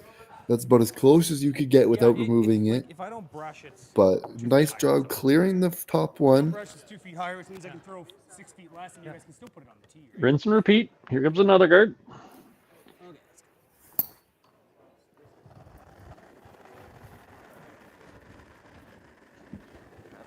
More room. I like More room. I think it's. I like it. Looks similar Just to over, me. but I think it's over. Okay, we're over. Looks similar, guys. We're over. Just Line over. Coming down. Yeah, trying to lead this guard as high as they can while still being over. They got to drag it over that hog line. Taking, come on. Christ. Takes. Bullshit. Oh, they think that rock may have picked. They thought it was there, and a little anger and frustration there by Team Jenkins, but rightfully so, as that guard not being over the hog line is a crucial mistake. Yeah, it's one of those things where you try so hard for it to be just over, but you definitely have to be over, which then you end up with guards too close together. Those are actually really hard to navigate as sweepers. But it did come up reasonably short, so yeah, maybe hit a handprint or a flat spot or a small pick. Okay. And a nice peel there by Team Webb, and Team Webb has got a good handle on this end now, and Team Jenkins on their last legs need a good guard here. Halfway. Okie dokie. So now they're at the point where they need a mistake from Webb. There's a couple different ways to try to force a mistake, but they need a mistake. I think it's there for half. High half. Yeah, so Brooms down half. after that last guard, they came up short. We're going to see both sweepers keep their brooms down here. Can have another pick, and they like the weight here, so we're just going to see a good clean the whole way. And a nice guard there by Ben. Throw the out turn here.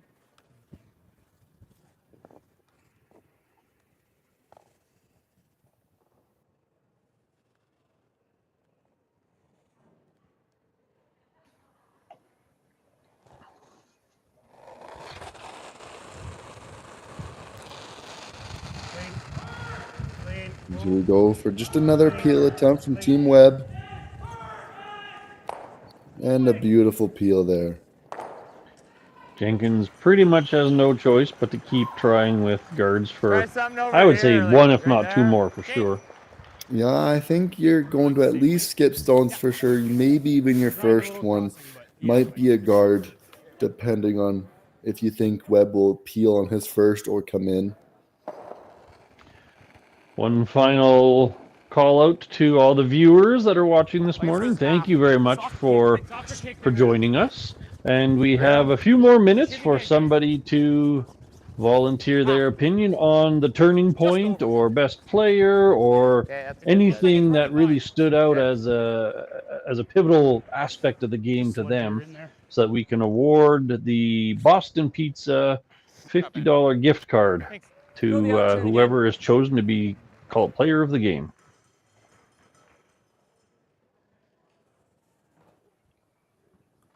So we'll see yet another peel here from Team Webb. Just trying to keep that front nice and open. And give them the whole house to play with. Little roll. Nice sweet, buddy. And a nice peel there. Oh, that yellow will hang on, but Have we thrown wide enough here yet? effectively a nice peel. The key is just be close, right? Yeah. Oh, nice.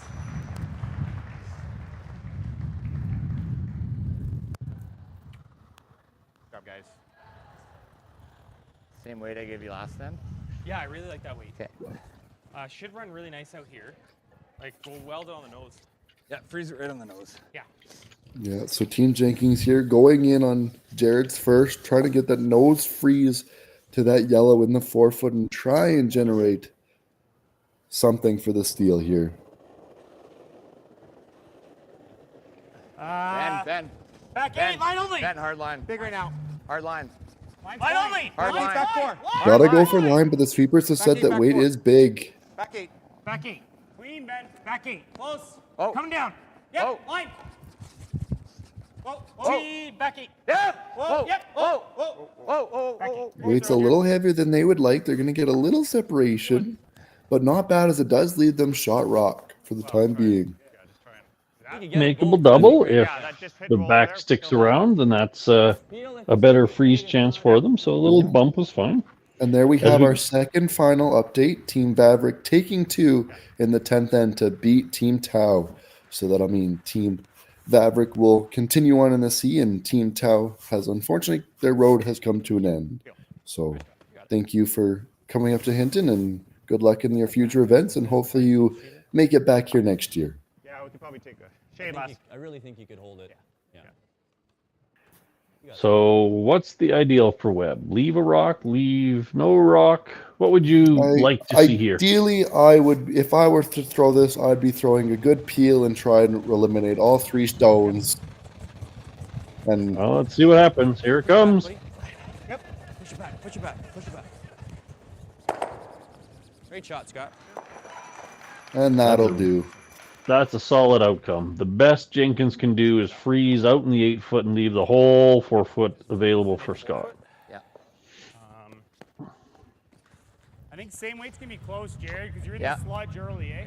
Yeah. You're in the sludge early. Yeah, till the so end. trying to get the freeze here. Gotta be shot stoned by the end of this rock and force Team Webb to make a shot here for the win. 5-5. Yeah, you throw similar to what you just threw. It's pretty good. Good sweeping weight conversation there. Recognizing a bit of the draw path, and also inside out tends to be a little bit heavier, so same weight should work fine. Go left. Gotta go, Mike. Bigger kick. Go at. Weight's fine. Weight's fine. T. Weight only. T plus. Oh. Weight only. T. Oh. Got a curl for anything. T plus. Line's T, fine. Back 8. Off. Line's fine. Off. Gotta sit. 2 strokes, Benny. I did 3, sorry. A little more. Oh. Curl. Sit. Just a small kiss off. But they will remain shot, so Team Webb will have to remove the rock. Can we? I'm just throwing like 10 that I've been throwing, Tristan. Okay, sounds good. Just that weight that I've been throwing, Chris. That 10-5-ish? Yeah, that 10-5. Okay. Yeah, you got it. Fairly straightforward hit. Don't even need to stick, just so long as yellow one stays in play. All right, 10, right at it. Yeah.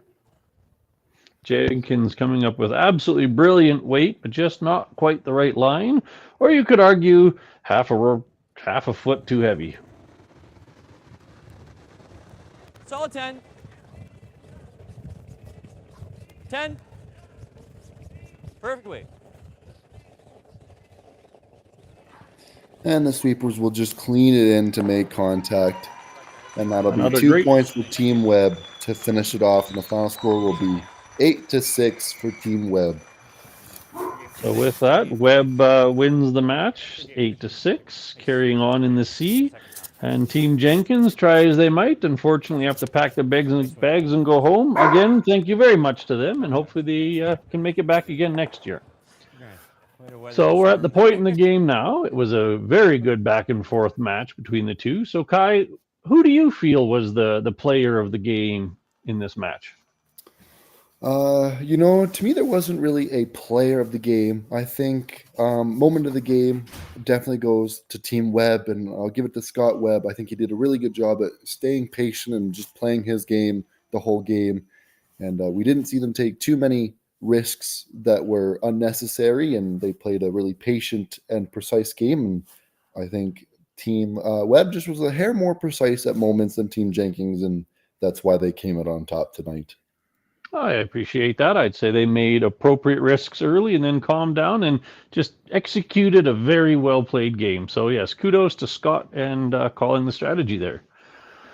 So with that, thanks to everybody who has been watching with us. We got almost 1,000 viewers, so thank you to everyone and each. I encourage you to come to the rink or to continue watching future draws as we work our way to the Alberta Champion as part of the 2024 Alberta Boston Pizza Cup, brought to you by Best Western Hotels and Resorts. Thank you very much, and see you all in the next one.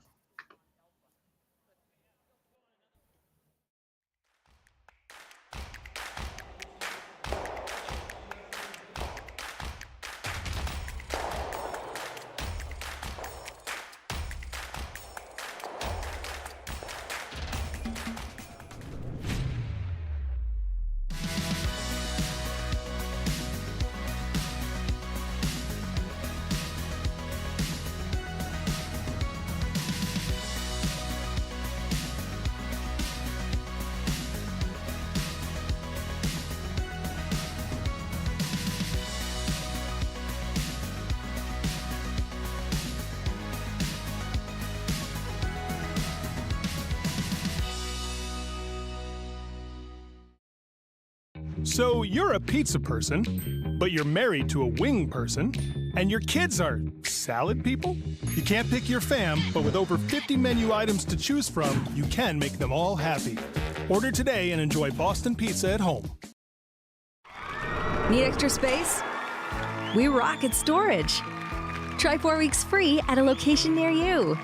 Sentinel Storage, proudly Canadian and proud sponsor of the Alberta Scotties Tournament of Hearts.